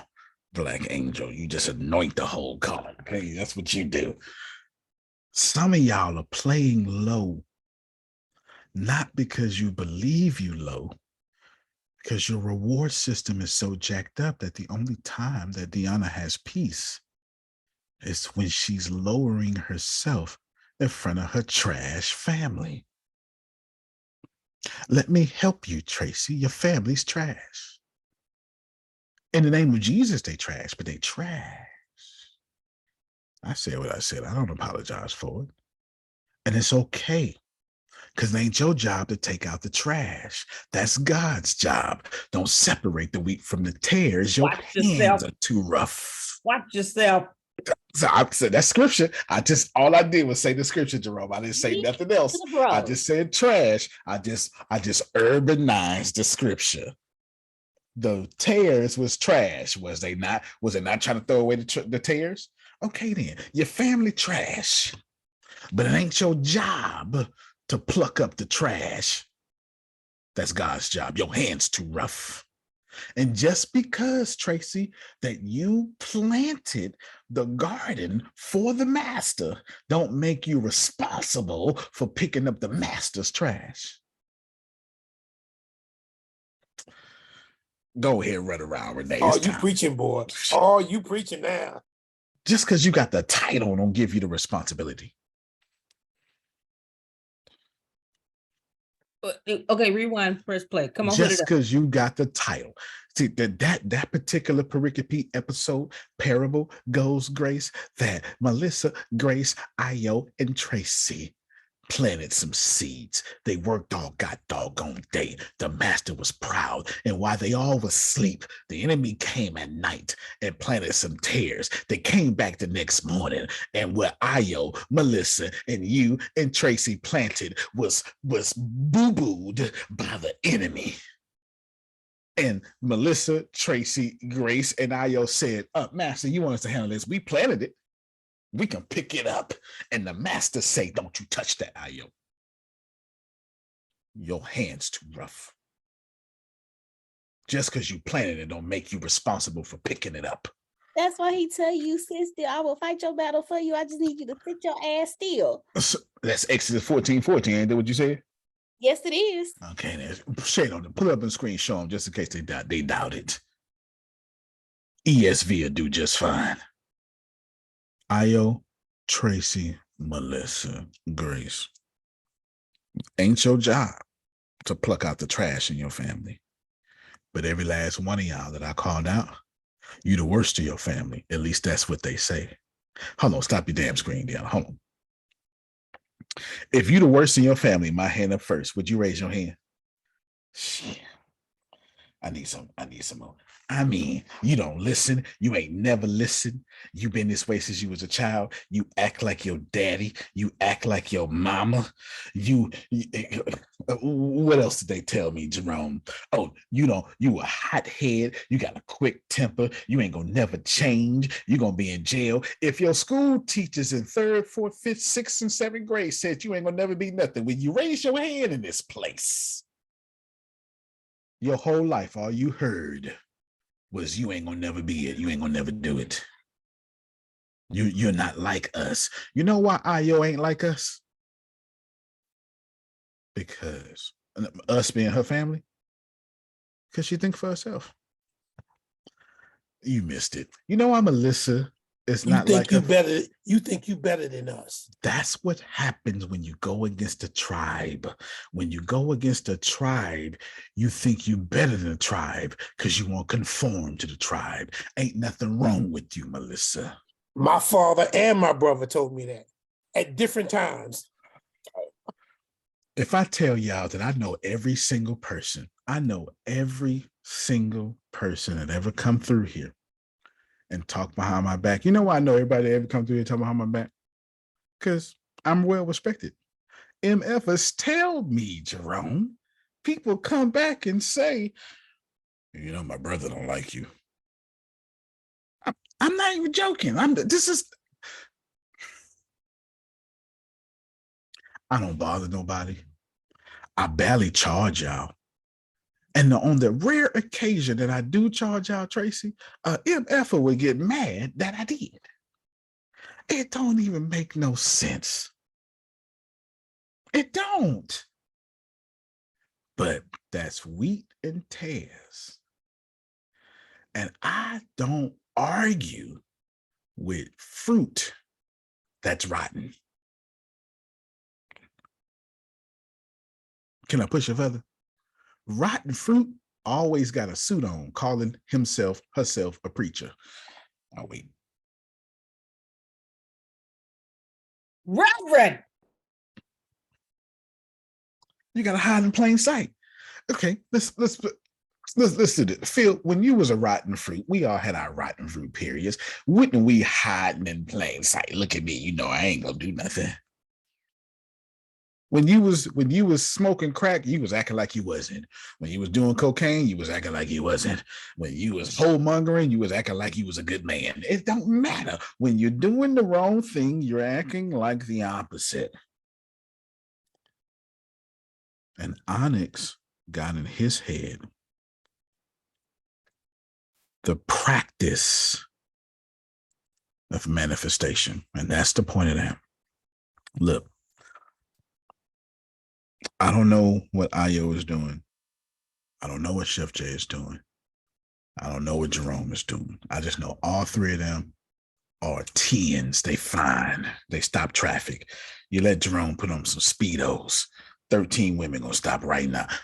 He not gonna pay attention to them because he happily married. He has a wife covering. I'm just saying, you know what I'm saying? They're gonna look at his bikini line and be like, ooh, Jerome, it's full down there. You understand? They're gonna do all that there. You understand? They're gonna do all that there. I don't know what they're doing. I just know that God looks at all three of them and go, wow, Io, you're the greatest thing I ever made. You missed it. Io, you ain't never woke up this morning, any morning. Get ready, Deanna. And God told you, I'm not proud of you. It's never happened. Go ahead, Deanna. No, I was just saying that part. I grew up thinking because I was acting up, God didn't love me. God didn't want to have nothing to do with me. I was too dirty to even walk into church. I was one of the teenagers or the young adults sitting on the back pew with a hangover with the other young adults because we all just came from the club the night before. Right, but at least she was open with it because it was a bunch of people sleeping with the deacons, sleeping with there was a bunch of 17-year-olds sleeping with somebody 25, sitting in the back of the church hiding. Was that? Chef Jay said, at least I showed up, but Chef Jay, I ain't have a choice. Hold on real quick, Deanna. I don't know if it's a Black community thing or a young thing, I'm not sure. But where I come from, girls who are 15 and 16 date the security guard working at the high school, or older men that's 23, 24, and 25. I'm not sure if it's a younger thing or a Black thing, but you gonna have to convince me. We gonna have to argue today. We gonna argue because I ain't never seen no other reality. No, you ain't lying. I tried to date in high school, couldn't get a damn one because Io was with some 30-year-old man. My assistant principal used to slay all day at my high school. Thank you so much. All right, then. So I'm not sure if it's a culture thing or just a young thing. I'm gonna say it's a young thing. Fair enough. Because I had friends that were 16, 17 that were dating 30-year-olds. All right then. So now that we know that Maury Povich show is legitimate, we could say it crosses cultures. Yeah. You can sit up and act like that all you want to, but Tracy, you know, I'm not saying you was doing it, but Tracy, you know the same thing. We all been there. The reason why I remember joining a big church so I can hide. Who with me? I was tired of serving, but I wasn't ready to commit.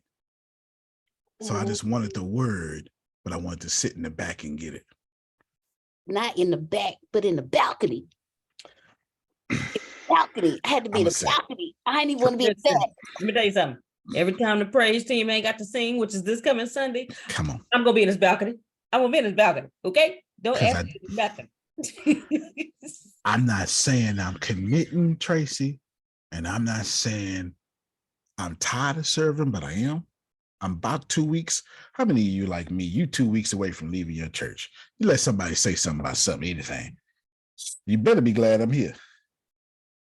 Well, y'all don't want to play. That's all right. That's all right. I keep it too real. But that's why my ministry is effective, because I'm real. Has to be the password to the Wi-Fi. I don't know if we got any more vanilla creamer. Stop asking me stuff. See, go ahead, Tracy. I mean, Trinae, since you got the mic, because you had your hand up too. Go ahead. So you were saying, but during that conversation, it made me think about this morning. And I don't know what you were talking about, but I was like, y'all need to plan. I just saw Chef Jay Cutledge do it too. God's favor. And then somebody started laughing. And I say, when you all have that understanding, I don't know what place y'all hold in his heart. I'm the apple of his eye. Just period. Now, I don't know how he feel about y'all, but I'm the eye. I'm the favorite. Preach it, Trinae. Preach it, girl. No, fair enough. I think after I started feeling that way, started thinking that way, I think I'm gonna add to. I started the process of living that way. But sometimes, I'll be acting up. Y'all know I'll be acting up. But That's just Let me pick up where you left off. Io, it's a bunch of men of God, women of God that oppress you, me, Tracy, and everybody else here. Now, y'all know I'm just randomly picking names, right? Y'all know this, right? Yeah. Okay. All right. Io, it's a bunch of men and women of God that's on their way to what Jerome called hell. Isn't that still in the Bible? Isn't that? Did I get out of it, Jerome? Let me tell you something. Can I tell you something about the Holy Spirit, Tracy? The Holy Spirit ain't never talked to nobody in one of these squares and was mean. It never happened. But every time a child of God talk to y'all, it's mean as hell. I'll do it again. I'm gonna do it again just so I can get it. The Holy Spirit, show me one time in the Bible, show me one time your life got changed, that the Holy Spirit came to you, Tracy, and hurt your feelings. The Holy Spirit can tell you, Tracy, you messing up. I'm going to take your husband from you. You're going to suffer. You're going to be homeless for 7 years, and it'll be gentle. You'll know you're going to suffer, but you'll be like, you're right, Lord, let me deal with it. All right, come on, Tracy. Well, when the Holy Spirit talked to me, it hurt my feelings because it'd be revealing stuff that I don't really want to hear. That's conviction. Those are two different things. That's conviction. Telling me to do stuff. And I'm like, yeah. I really don't want to do what you're telling me to do. So yeah, I'm like. Yeah, fair enough. Fair enough. Let me redefine hurt your feelings. Mean as hell. Childhood, invoke your childhood trauma. Hit one of your triggers. That's what I mean by hurt your feelings. That because Tracy is right. Because all the word of God can't feel like a feel-good sermon. Some of them hurt your feelings. It was this white boy, and I'm using this on purpose because he came to a black church to preach. He was absolutely. We went to school together. Undergrad together. His name was Andrew Jones. Phil, if you saw him on the thing, you swear to God he was black. If you close your eyes, you swear to God he was a black preacher. You swear to God he was a black preacher. He came to Mount Tabor Baptist Church in 3rd Ward. I'm not sure if y'all know about Houston, Texas, but 3rd Ward is as black as it gets. It don't get more blacker. That's 125th Street, Harlem. This might be real accurate. Downtown Chicago, Cleveland Heights. I'm well traveled, just so we understand. Like this is what I'm talking about. Okay, South Side Chicago. Excuse me. And Andrew Johnson. That's his last name. Andrew Johnson came through. And if I tell you this, old ladies and old Baptist ladies say, "Good preacher make you cuss." Y'all know what I'm talking about? If we can't have a real conversation, then we in the wrong place. Good preacher make you cuss. Good preacher, it twist up your faith. Like you say, you get you a good singer. Okay, he's not a singer, singer. It'll make you make that church face.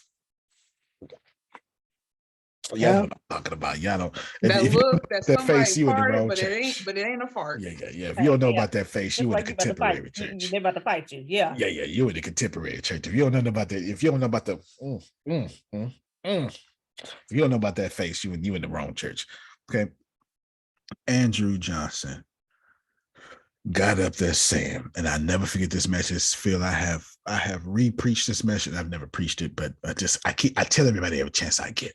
That's what I mean by re-preaching the message. This man got up there, Trinace, and this man beat the hell out of us with a white body and a black voice and told us he paused. Didn't he pause? Now, hold on. Baptist folk, time out. What is he playing off of? He died. Didn't he die? Okay, we call that Calvary. And this man got up here, Phil, and he said, forget Calvary. All we want to do is rush to Calvary. He died. Didn't he die? We want to shout about the resurrection. We should be shouting about the fact he paused while dying. This is what this man said. Our Jesus was busy dying and looked up to heaven to say, hold on, death. Let me pray for these people killing me. And then turned it around on the whole crowd. Ooh, I almost cried just now. Turned it around on the whole crowd and looked at all of us and said, and you won't even pause for your neighbor or the homeless man. So Tracy, that sermon hurt my feelings that day because I was chief guilty. I was on my way to church and passing up church every chance I got. You hear me? This man said he paused and said, Father, forgive them, for they know not what they do. And I had to look back and I had not only did I look at the text, I looked at myself. And I had to admit to myself, Trinace, I would never, ever be Jesus, knowing I'm the man. And stop and be embarrassed and pray for your ass. You crazy as hell. Was that too much? I thought I felt like if you wasn't listening to the religious tones of it, I felt like there was a message in there. Tracy's right. Conviction will get you. This man paused dying. But I won't pause until Adonia, thank you. Watch it.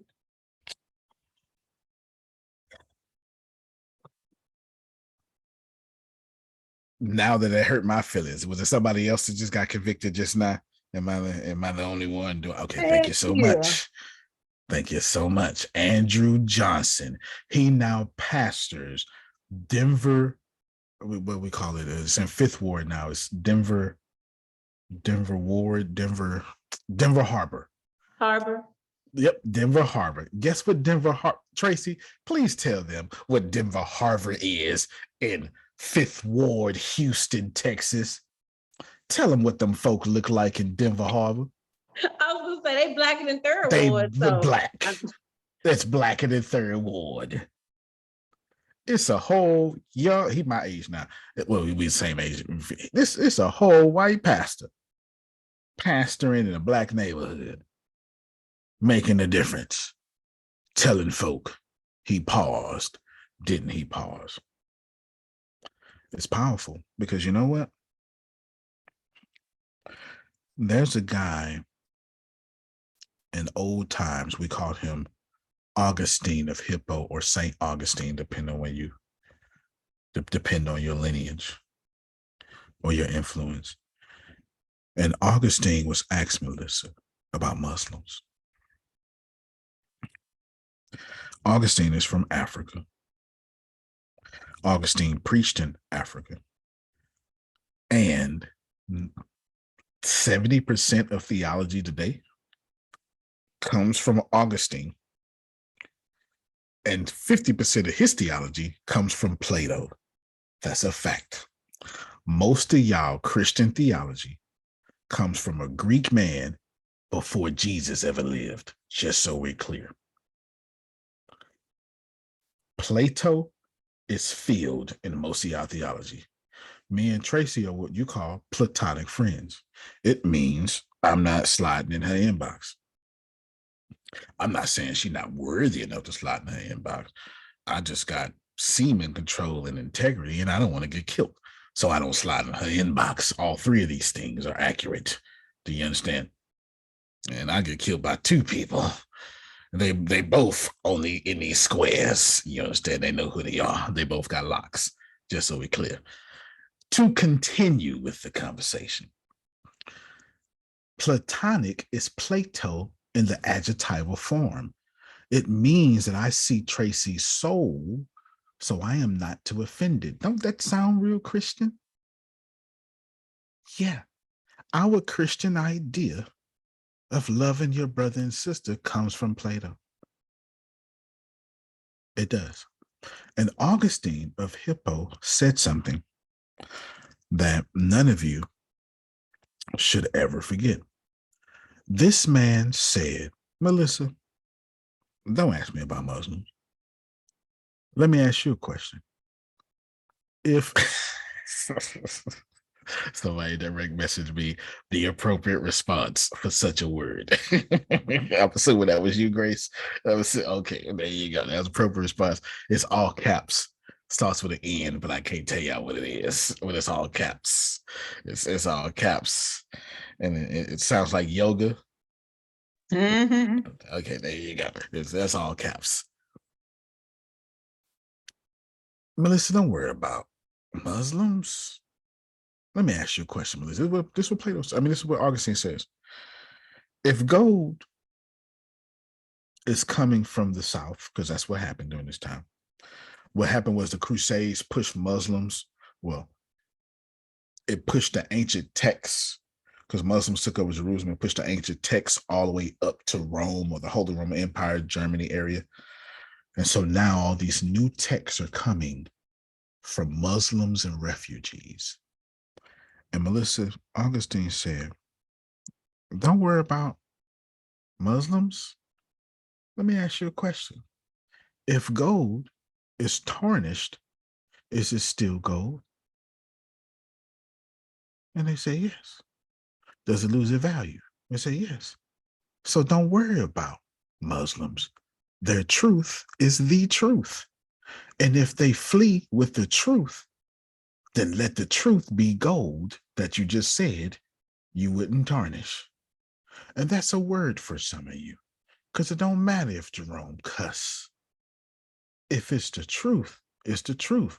If Melissa, if you meet a crackhead that tell you don't do crack, don't not listen, double negative, because it's a crackhead saying don't do crack. It's still gold. If Ayo wants to sleep with me and I say, girl, I got AIDS, and she go, I don't believe you, that's her fault, because I told her the gold. Just because you disagree with the source doesn't lessen the value of what's being said. But what we like to do is we like to pick free thinkers and make them bad sources. And it's always the people hiding behind God that'll push Melissa down. Can I get a witness? Is there anybody else who can testify that that's what happened to you? Is there? It's always them. Can I help y'all point these people out? Preachers who talk about preachers, they trash. I'm sorry, they're tares. Is that better for you? They're tares. Okay, Tracy said, you keep saying trash. I get it. Okay, then. They're trash. If another preacher talk about another preacher, how is he a man of God or a woman of God? Oh, y'all didn't like that. Okay, I'm doing too much. I did. I'm doing too much. And there I go again. Yes, sir. Don't the Bible says, if they not with us, but they preaching the word, why you worrying about them? You worry about you worry about what I called you to do. Brother, that sounds like you. Yeah. Sound like you in the book of Acts. You understand? I mean, I feel like I feel like you in the word. Listen, man. It's on the same energy that you on. There's some folks that have been on this call. Yep. Because Antonio T. Smith affiliates with certain people. Yep. They can't no longer affiliate. Which they hated me for bringing in Sheena. They couldn't stand me. Yeah. I'm sitting there going, what they got to do with your relationship with him? Come on now. But don't the Great Commission tell us to go out to folks who don't know? Duh. and if nobody goes out after them, ain't they gonna be lost? But didn't somebody save you? Oh, stop. In the great words of our friend Shannon Clark said, some Christians only want God to save the folk they like. I'll never forget that. Antonio, can you repeat what you said about a man of God, what you said at the beginning of this? I just wanted you to repeat that for my No husband. doubt. So we're changing from man of God to man or woman of God. If a man of God or a woman of God talks about another preacher, a leader of God, they're trash. They're trash. They have an agenda. Thank you. Because there's nothing about. Imagine how fast would ATS fall if y'all came here one day, heard Phil talking about me and me talking about Phil. Look at no. See, we got to keep it. Imagine just no. Imagine if the maturity of Phil Sorrentino and the maturity of Antonio, y'all hit us both talking about each other, man. You don't get to claim that you love God, but hate people. Yeah, still on. You do. Yes. You do not. I'm going to say it in a more powerful way, Io. There's no agenda here, but be very afraid of the person hiding behind goodness that consistently out their mouth talks people down with that same goodness. That's a vibration. That person right now, I want all of you to picture in your mind that person. Everybody picture in your mind those persons or that person. Everybody picture in your mind. I would guess you their lifestyle right now. They're doing well by illusion, but if you pull back the curtain, they're hurting. Their relationship is on the rocks, and they have no friends, and their siblings do not get along with them. And if they got multiple siblings, only one of them do, two of them do, and they act just like them. Would anybody care to disagree with me? Is there? Because the word of God is unfailing. I just summed up a bunch of scriptures. So is a man thinketh, so is he. If you don't mind, I can start there. Okay, I have a question. Go with I have your a question right there in that space, because that's like so true. However, okay. So if a person has It's already wrong.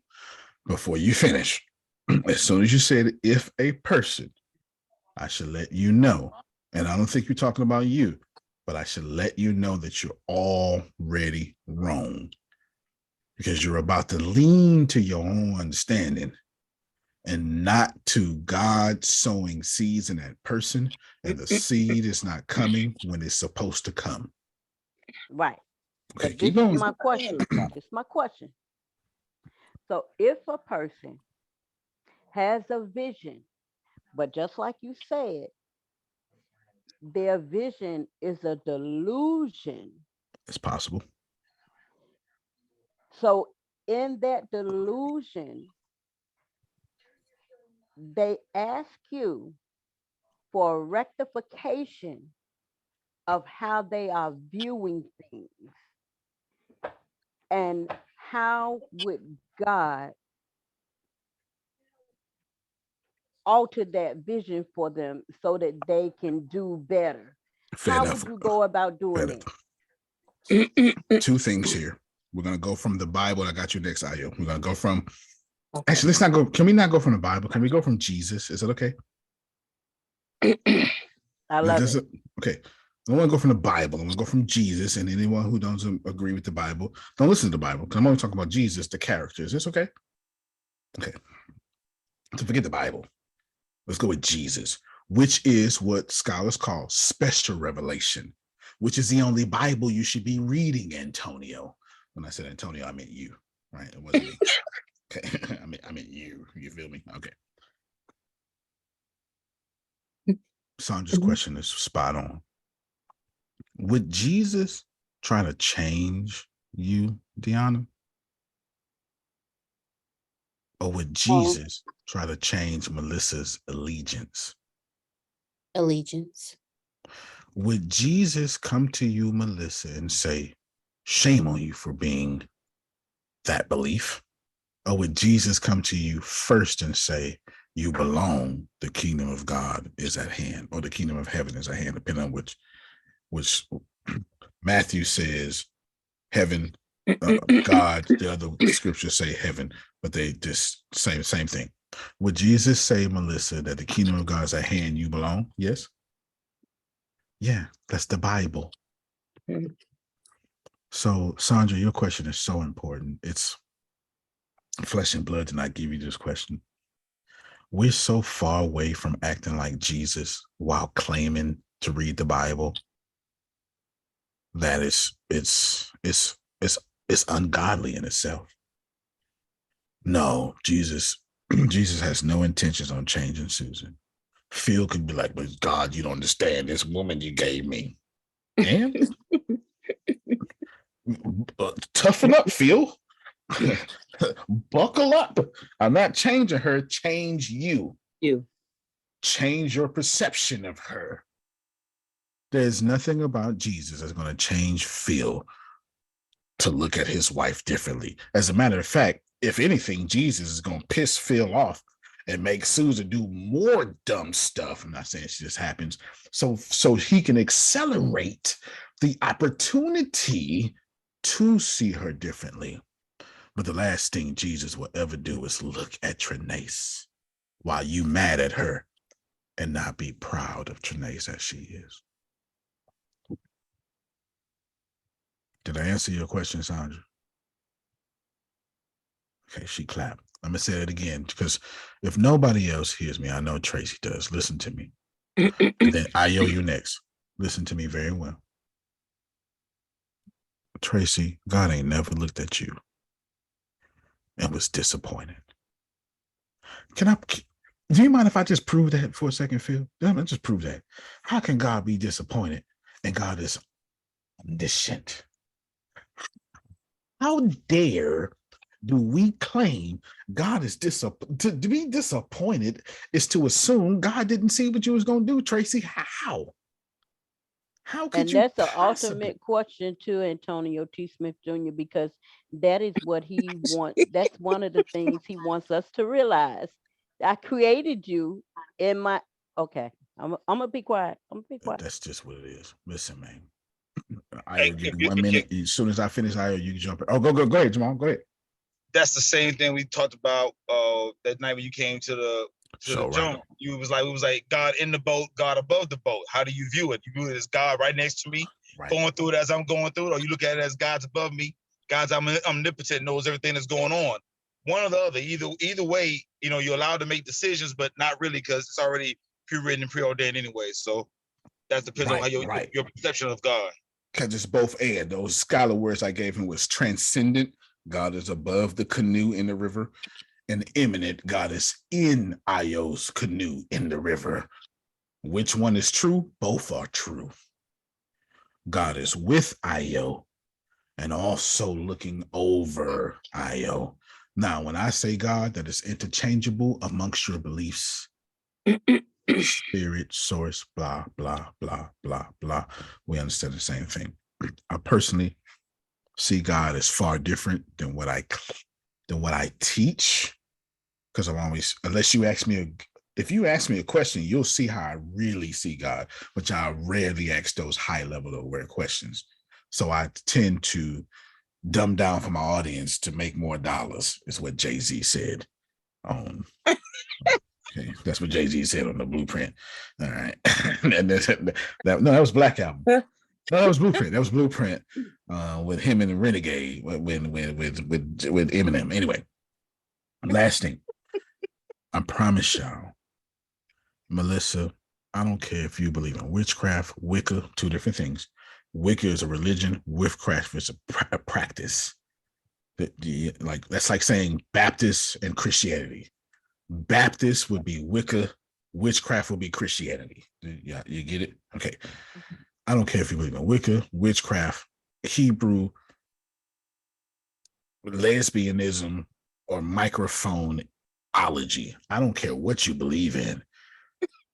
God has looked at you every moment of your life and said, wow, I'm so proud of you. I'm so pleased with you to keep everybody on the same level. I'm so pleased. You're the greatest thing I've ever done. And this is why meditation is so important, because meditation says to Trinace, for the 5 minutes, 1 minute, 5 seconds that she meditates, Trinace, you're the greatest thing I've ever done. That's why we meditate. We don't meditate to get answers. We meditate to know we are the answer. All right, come on, Ayo, speak freely. Go ahead and rock it out. You look good today, too. You look like you took a bath and put on some lotion. You understand? So keep on going. Come on, holla at your boy.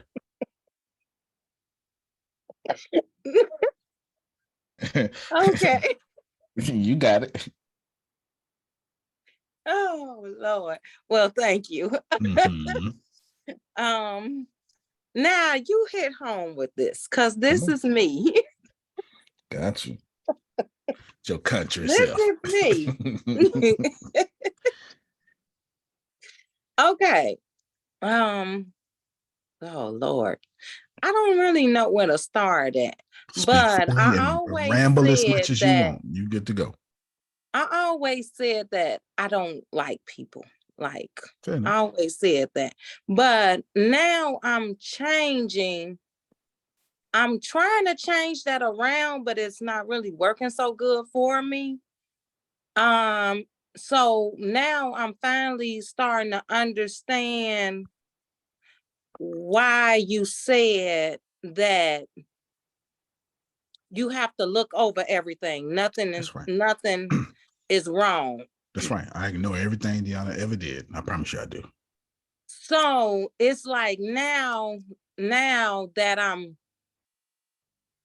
trying to come out this bubble and shell, it's like, okay, I see my problem and my issue is like, I'm judgmental. I'm too judgmental about how stuff's supposed to go. That's or a how vibration. I feel that it's That's supposed a to go. vibration. That's full of fear. And what you're doing is you're saying, I don't like randomness or God in control of my life. So I am judgmental so I can control it. That's what you're doing. Yeah. Okay. Yeah. Keep going. Okay. I can see that, because I have a big issue with trust. And so now I'm trying to put Pause real quick. I'm gonna pause real quick. Excuse me. Anybody else got an issue with trust? Could you help this sister out and let her know she's not alone? Look at all these hands up. That's a whole lot of them. That's 1, 2, 3, 4, 5, 6, 7, 8, 9. It's only 15 people on the call. All right, then keep going. So now that's 10 of them. So could you make 10? Grace, 10 out of 15 is what percentage? What's that? 2 out of 3, 67%. Okay, it's 67% of the call.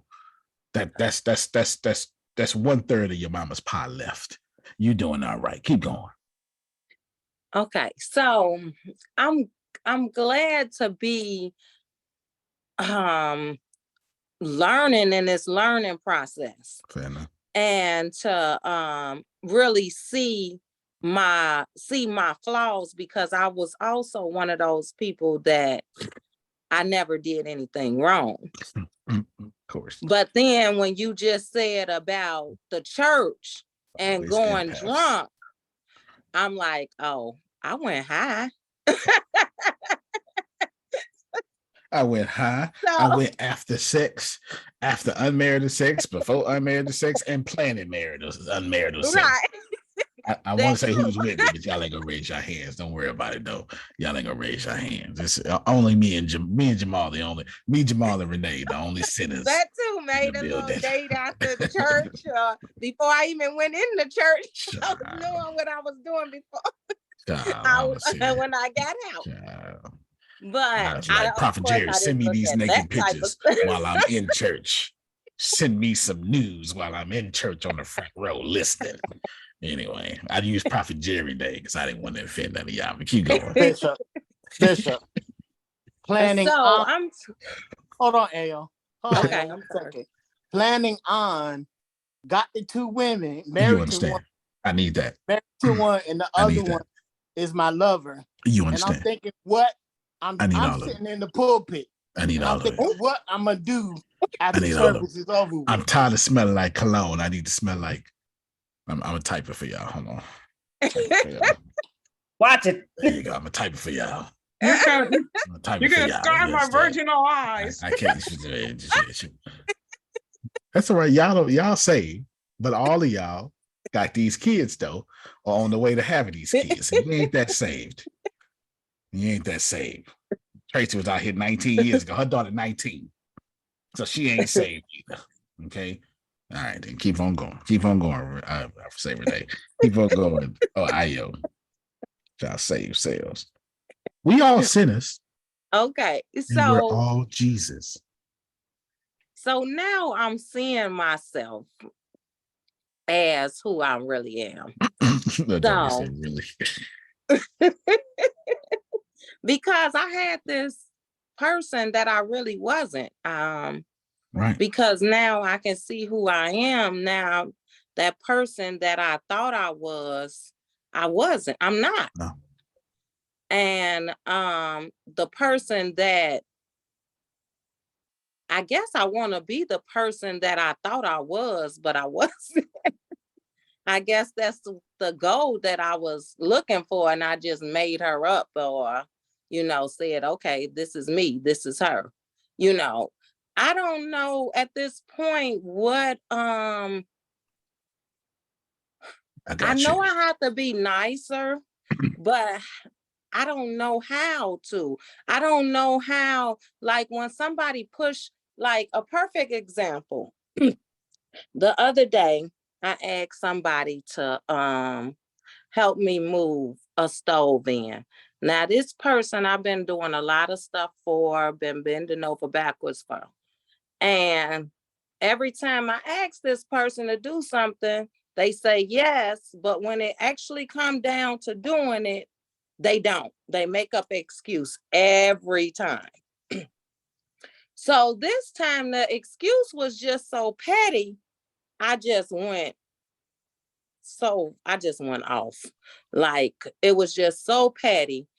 It was about some water and a cigarette lighter. That's how petty it was. So I'm like, I called that person every B that I could call them. So when I got up this morning, I was feeling like, okay, you need to apologize. That's what Oprah called your little mind. And your big mind was saying you need to apologize. My heart was still in that place with all them beads. Fair enough. That's where my heart was still at. But I did it. And I had to do it without, because see, I was this type of person. Well, I said this. I apologize for saying this, but I really meant it. And that's not. yeah. Jerome saying the same thing, child. Me too. Jerome saying if you took me there.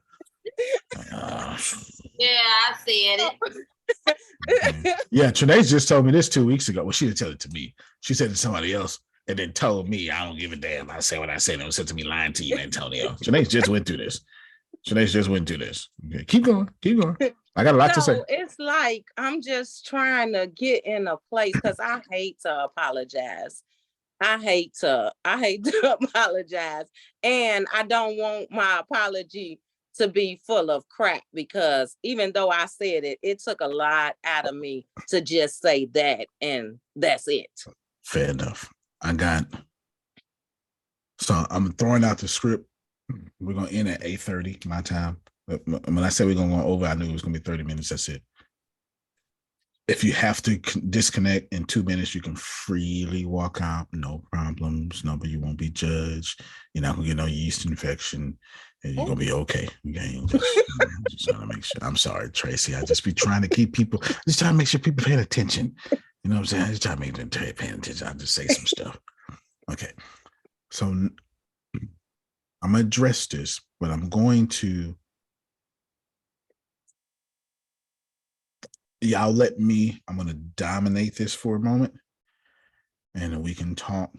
But I need to preface this by telling you the reason why I am so effective is because I have no avatar.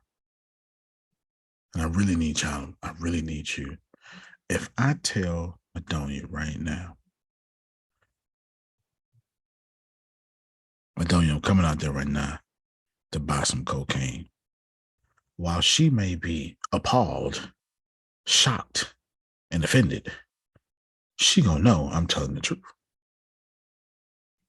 Now, for one, I ain't never did cocaine, ain't gonna do cocaine, you can't get it in me. But the mere audacity of me saying it should tell all of you I probably meant it, because I don't say nothing that I don't want you to think I'm joking about. Even when I say I'm joking, Melissa go, you wasn't joking, you lied, you wasn't joking. Because at all times, Tracy, whether you like it or not, you're meeting the real me. And that's so effective. Because I never, ever, ever, ever have to give up. Because I'm always me. Pause. Here's a clip. I'll be back in 4 minutes and 30 seconds. I almost quit. I'm a country boy. I'm from West Virginia. I don't know nothing about this big time stuff. I never even asked to be big. I wanted to be effective, not famous. Famous is the consequences of being effective. I didn't know nothing about being famous and I didn't like it. And so there I was. And when you first knew, everybody attacks you first and figures you out later. And the first time I was in the Washington Post, the article was so vicious it made me nauseous. I was so shocked that you could say that stuff about somebody you didn't even know based on assumptions and a little bit of this and a little bit of that. They piece it all together and you don't get to say anything back. So I decided I don't want this. I was preaching for Pastor Bishop Donnie Mears, and nobody knew it because preachers can override their feelings and function. I preached, the place was on fire, but inside I wanted to quit. I told God, I'm through with this. I'm not going through this. I don't need this. I don't need that. I'm a guy who likes to go get his own chicken wings. I don't have to have all of that stuff to be happy. So I thought, I'm not doing this no more. I'm not doing it. I'm not doing this. I'm not doing this because I don't need this and I didn't ask for this. I'm only doing this because of what happened in my life, of the circumstances that happened in my life. He put me on stage. I didn't ask for it. And when I saw how much it cost, I thought, you can have that right back here. You can have that right back up in here. I don't need it. So I was mad inside and I was hurt. And I stayed up in the fellowship with the pastors because I didn't want to go back to my room and sulk in my own sorrows. And they said, there's a lady downstairs waiting to see you. The service was over and the fellowship was over. The pastor was starting to leave. I was trying to outwait her. I thought she'd give up and leave. And when I finally came down the steps, she was there. And she was just a willowy bit of a woman. And she said, Bishop Jakes, she said, I've been in the hospital. She said, I was pregnant in my fallopian tubes and the baby died in my tubes and I was carrying around a dead baby and the toxicity from the baby almost killed me. And she said, the only thing that kept me alive was hearing you preach. She said, if you hadn't been preaching to me every day, I swear I would have died. And then she looked at me and she said, it's for us. It's not for them. It's for us. It hit me so hard. I didn't even get her name. I got in the car and cried all the way back to my room because she reminded me why I was there. Last week when I text you, I was up in Baltimore in DC and I was doing a book signing. And this woman came up to the table to buy a sword. She said, "You don't remember me, do you?" I said, "No." She didn't even look like the same person. She's all dressed up and gained weight. She felt like she wouldn't say. She said, "I met you in the bottom of Donnie Mears church years ago," and I burst into tears. I lost it. I stopped the signing and I jumped up and hugged her. If it were not for that woman,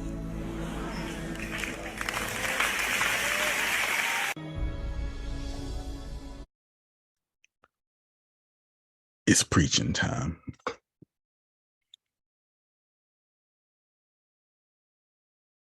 November last year, November 2021, I knew I needed to make a shift, but I couldn't. I couldn't, Tracy, because there was too many people depending on me. I wanted to die. I didn't want to quit. I wanted to die. Nobody knew it. I jumped on every call. I talked every meeting. It wasn't until April. I was talking to Grace. Deanna was in front of me. And I told Grace and Deanna, it's a true story. I've never said this out loud, but I planned on it during this meeting. I told Grace, I'm not doing this no more. I told Deanna, I'm not doing this no more. Got the box for my iMac. I put it in my iMac in the box. And for all intents and purposes, I never returned to the office again. Grace, am I lying? No, sir. I'm not doing this no more. I understood that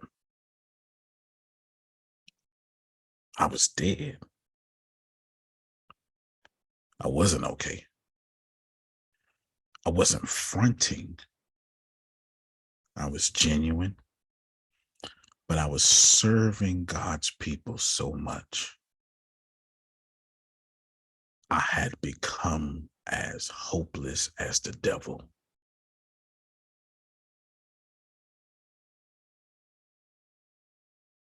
I looked back and I said to myself, is my relationship with Source getting better? The answer was no. Is my relationship with my children getting better? The answer was no. But I didn't hurt until I asked myself, is my relationship with myself getting better?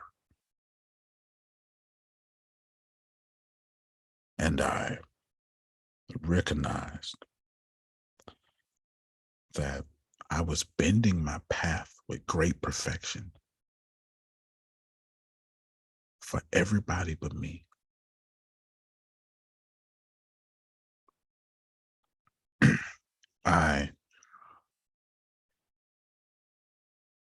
Last year, so this recording is just 2023. 2022 was a terrible year. I took every phone call. I answered every person. I took the phone calls of people who lied about me. I took the phone calls of people who cared about me, such as Phil and Susan, Jerome, Law, Adonia. I ate all of them. And to be honest, while everything was my fault, because I'm the quarterback, none of it was my fault.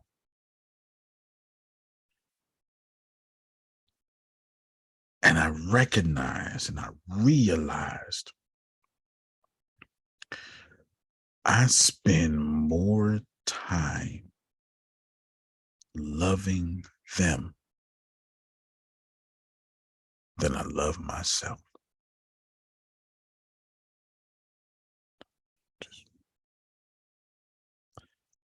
I had that clip already pulled up. TD Jakes, I almost quit. I found it by divine revelation. I found it days ago. I've been listening to it, Tracy, because it ministers to me. It preaches to me. Because I'm desperately waiting for that woman to come and find me and remind me I'm doing the right thing, and she ain't showed up yet. And I know I'm not the only one. And I said to myself, I got to do something. And the crazy thing is, I wasn't afraid to do something. I was too loyal to do something. I'm trying to talk in this place. Tracy, it wasn't a fear problem. It wasn't a I don't trust God problem. It was I was loyal to people who God got, and I was trying to have them too.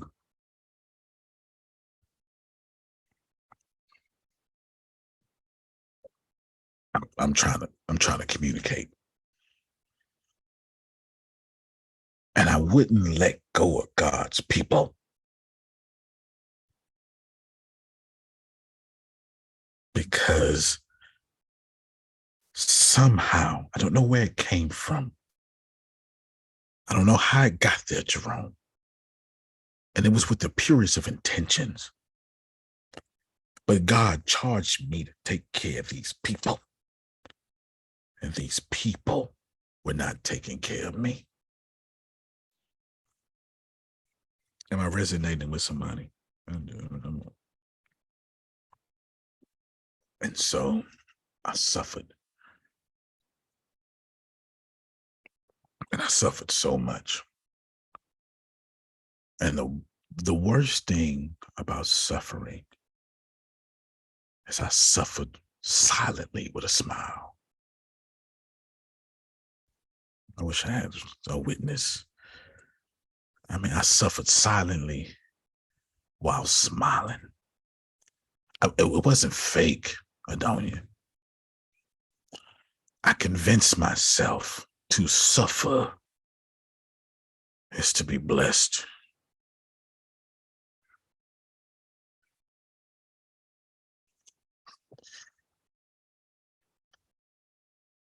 See, I wasn't bending my path to my will. I was bending my path to my disadvantage.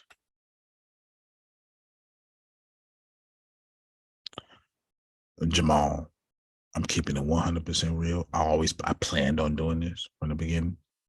I knew it was going to go. I didn't know IO was going to invoke the conversation. I thought I was going to have to work it in, but apparently God had other plans. You understand? You just let me surfboard right on in there. You understand? Just easy. I have suffered from the people I love the most, by the people I love the most, and for the people I love the most. And it took my dying mother, who I had no relationship with, to shock me back into being myself.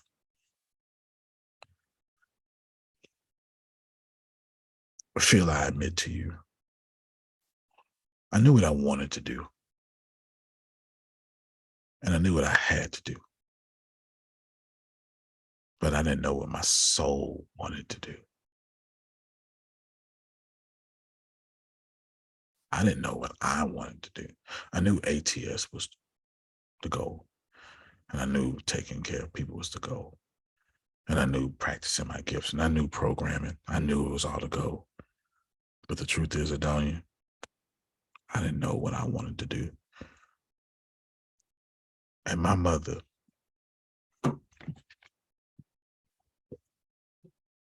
right here, I keep it next to me because I don't want to forget.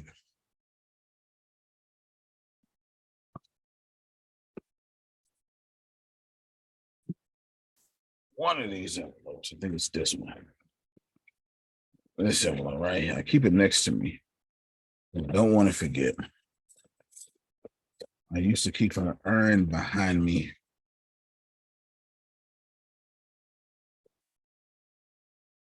But right here is my mother's autopsy report.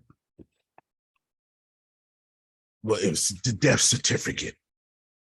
Now, Phil, I didn't understand what a death certificate was, which is pretty shocking because I'm freaking brilliant. Okay. I didn't know a death certificate meant we're going to tell you how this mofo died. I didn't know that. I thought it was a declaration. I didn't. I thought a death certificate was like a birth certificate. Just a death certificate, little mama, is here's her autopsy report. See, when she died in my house next to me, I had to call the police. And the police had to grab her and make sure I did not kill her. And since she was on hospice, they called it a planned death. That's a real term. I'm not joking.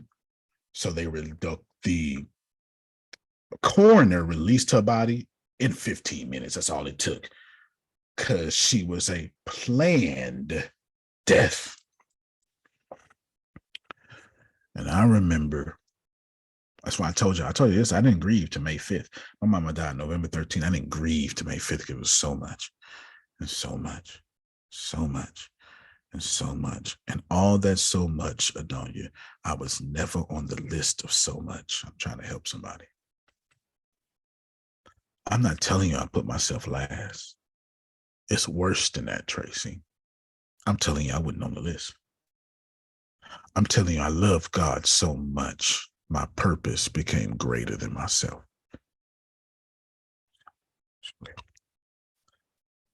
I'm telling you, with all the transparency that I could possibly muster, that I was willing to die for people who were not willing to live for themselves so my life can be better.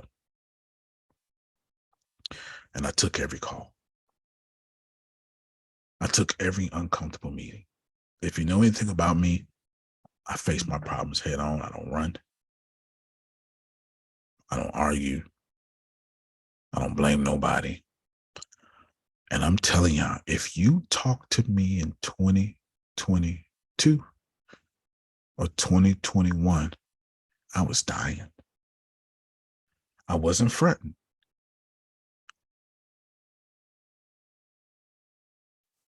I was overwhelmed. I was not okay. And I somehow, Adonia, like the rest of us, got okay with not being okay. Can y'all relate? And I almost quit. But I couldn't even quit. Io. I was dead. I was too dead to quit. And here's the crazy part. I accepted new people. I opened the red carpet during that time for new people.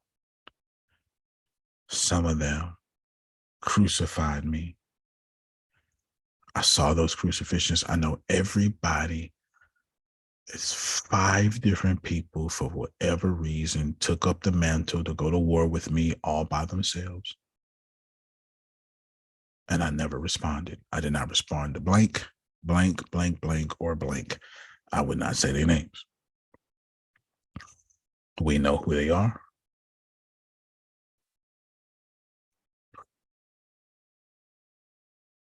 2 males, 3 females. It is what it is. And all of them, and I mean every last one of them, are prophets or preachers.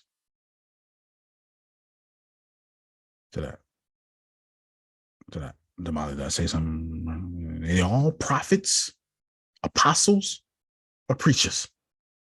And I said nothing. Because I understood it was never about them. I understood one thing and one thing only, I wasn't just attracting. I was so focused on doing right that I didn't do right by me. I'm really trying. I'm doing the best I can. And I promise you, I wrote Pathbender in this whole phase. Pathbender is the greatest book I ever wrote in my life because it was a reminder. It was how I got back to bending my path. See, you can be so successful. There's a few of us feel that genuinely want to do good.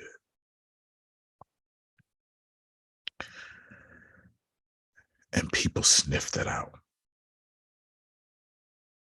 They smell that.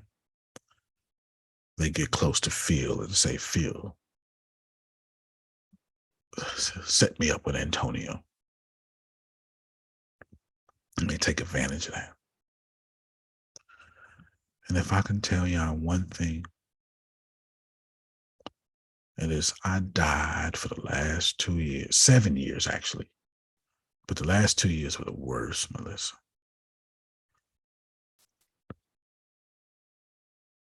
And I suffered all by myself. No disrespect to Deanna. I suffered all by myself. And I remember promising myself, Trinace, when I had the whole cancer scare, and some of y'all don't know, I got a scar on my ribs this long because I had a whole tumor that was genuinely the size of this microphone. I'm not even joking. It doesn't even make no sense. I don't even know how to prove it to you, but to stand up and show you the scar. Let me stand up and show you the scar so you can see. No, okay. Phil said don't do it. Jerome said don't do it. I said it's this long. It's out of line. And I remember saying to myself, I'm not going to die alone again, only to put myself back in a situation where I died alone again. Except for I found a new way to die, Damali. See, that was my problem. See, the first time I died alone physically. The second time I died alone emotionally. And I took every phone call. I let everybody who was here get disappointed, leave. Everybody who was here get disappointed because something didn't happen, leave. Everybody who's here who's just a butthole and leave. It doesn't matter. Like, there's so many different reasons. I let it all happen. And I said nothing. To this day, if you've been following me for the last 7 years, we've been doing these calls for the last 9 years, but y'all, 7 years, I've only had 2 bad days. That's the honest to God truth. Every day I got up, I had to meditate to be better. If I tell you, Adonia, I almost quit, you have no idea, man. I almost quit. So when TDJ said he needed somebody to remind him, I sat there the whole time saying, ain't nobody reminding me. And I'm going to tell you what was the turning point, and don't nobody know this.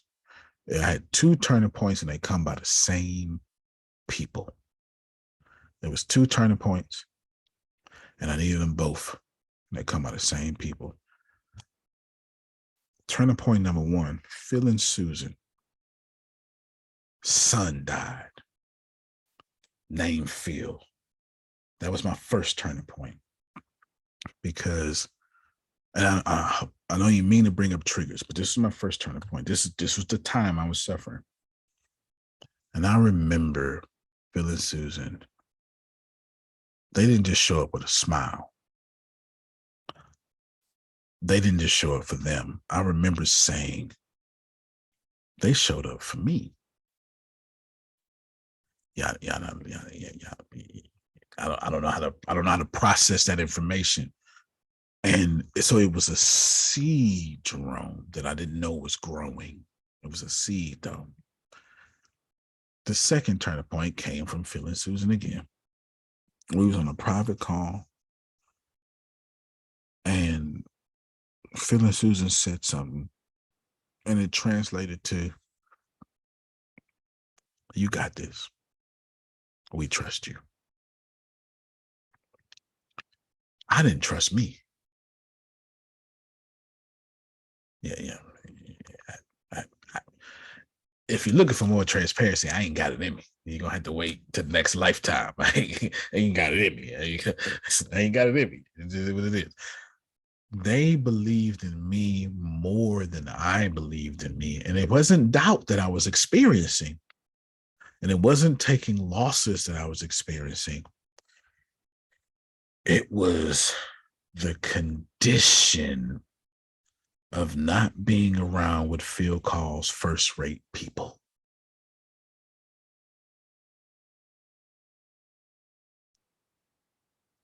My friends, you can, if you surround yourself with second and third-rate people, you forget that first-rate people even exist. It's so hard to find them. It's so hard to even understand that people are genuinely here for you, not because what you can do, not just genuinely for you. It was a battle. So I want to close out by telling you about Onyx, who I read in your hearing. They had an intentional practice of manifestation, and that is what I realized was wrong with me, Damali.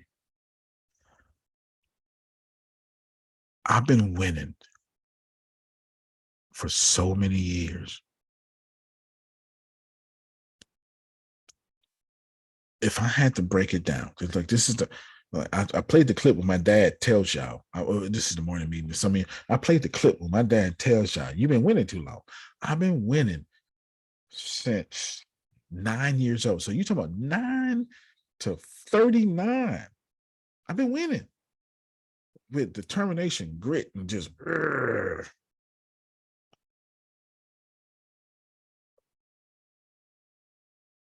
And then I start losing. And I was okay with losing because I know how to handle it, but I was confused. And you don't understand unless you talk to Melissa privately or Tracy privately or Adonia privately or Susan privately, just those, or Jerome privately, just these people. You don't understand what it's like for somebody like us to lose and be confused. We don't know how to handle it. Every name I just said has no idea how to handle being confused. You don't understand. It's toxic for us. We're no longer a good husband. We're no longer a good wife when we're. If I called your name, would you please testify for me? Like, I'm dead serious. Okay, you see their hands. We don't know how to handle being confused. We don't mind losing. But not knowing where to go next is death for us.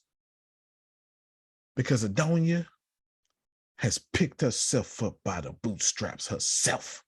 Tracy herself, Jerome himself, Melissa herself. And I know you think that's arrogant, but you don't know what we went through. Susan herself. So it's not that we're not dependent on God. That's not what we're saying. We're just saying that we forgot what it feels like to be confused. We've avoided people who confuse us. Come on, help me out, don't you? We avoid situations that confuse us. We don't deal with it. Be shifty, be shaky, you cut off. Blocked. My block list is as long as the yellow pages. I'm trying to bother you. I gotta end the call, Grace. And so I realized that I was confused. And that was my deadly sin, Phil. My deadly sin was the confusion. See, I almost quit, not because I was losing. I almost quit because for the first time since I walked out the trash can, I didn't know what to do. I'm trying to help y'all. I'm getting on these morning calls, dominating and killing it for Ayo. But when I disconnect, I realize, damn, I'm good. But what I'm going to do with my situation, and if you be honest with yourself, we can all relate to that. But that was the first time I experienced that. It had nothing to do with ability and talent. No. Tracy, my confidence is so sky high. You're not knocking me off my confidence. Child, boo. I'm the sexiest man alive. I got the biggest thighs alive. I don't mean thighs, usual, context clues. I'm just a man. Don't matter to me, Melissa. You ain't bothering me. Whatever it is that you like, I'm the best at it. This is just me. That's my confidence. But I was confused. And why was I confused? Because I love people more than I love myself. I'm ending now. Grace, give me 90 seconds. I realized, Ione, to answer your question, I'm not unstable the way you claimed. I don't need to cuss nobody out the way you claimed. The truth is, I don't master my emotions because I'm so worried about theirs and accounting for their emotions. I'm not even thinking about mine. I'm so concerned with Trinace and her book. I'm so concerned with Renee and her book. I'm not thinking about me. I want Susan to benefit for believing in me. I'm not thinking about me. And it was not until I relaxed. Sure hope y'all hear me. It wasn't until that I let go of responsibility to fulfilling Susan to where I could take full responsibility for feeling Susan. That's a play on words. I need you to hear that. It wasn't until I just understood, to make this very plain. Jerome says, thank you, Antonio, for sharing. I needed it. It was not until I understood that I don't need to take care of nobody. The only thing I need to do is relax, and I would take care of anybody vibrating at my frequency. You see, some of us have it harder than others, and that's okay. I don't wear it as a badge of honor, but the pressure on me is astounding. You have no idea. I can tell you this, Ayo, we already know. I didn't stop. Text this here.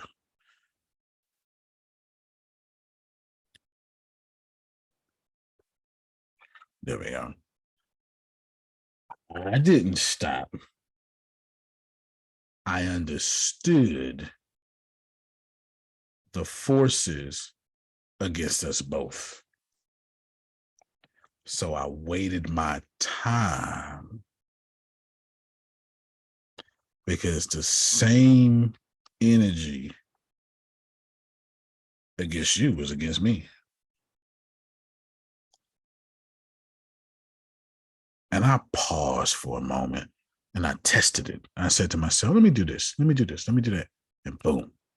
So in ending, we don't know what we're going through. And you don't know what somebody is dying with. All I can tell you is, Trinace, the only way I found myself again was through one way and one way only. Not caring about my purpose.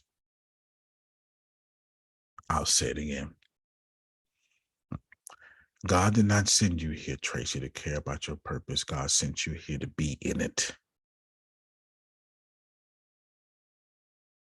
The problem is you care about pleasing God so much you're not doing it.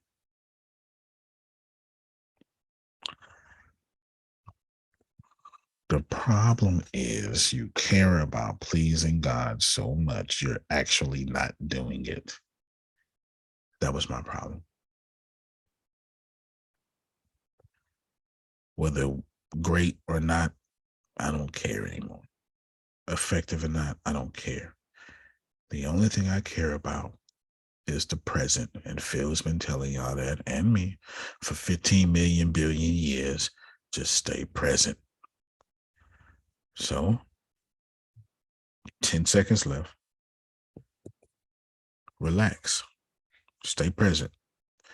Because where you are is where God wants you to be. You can plan better. You can dominate. Thank you so much, everybody. We love you.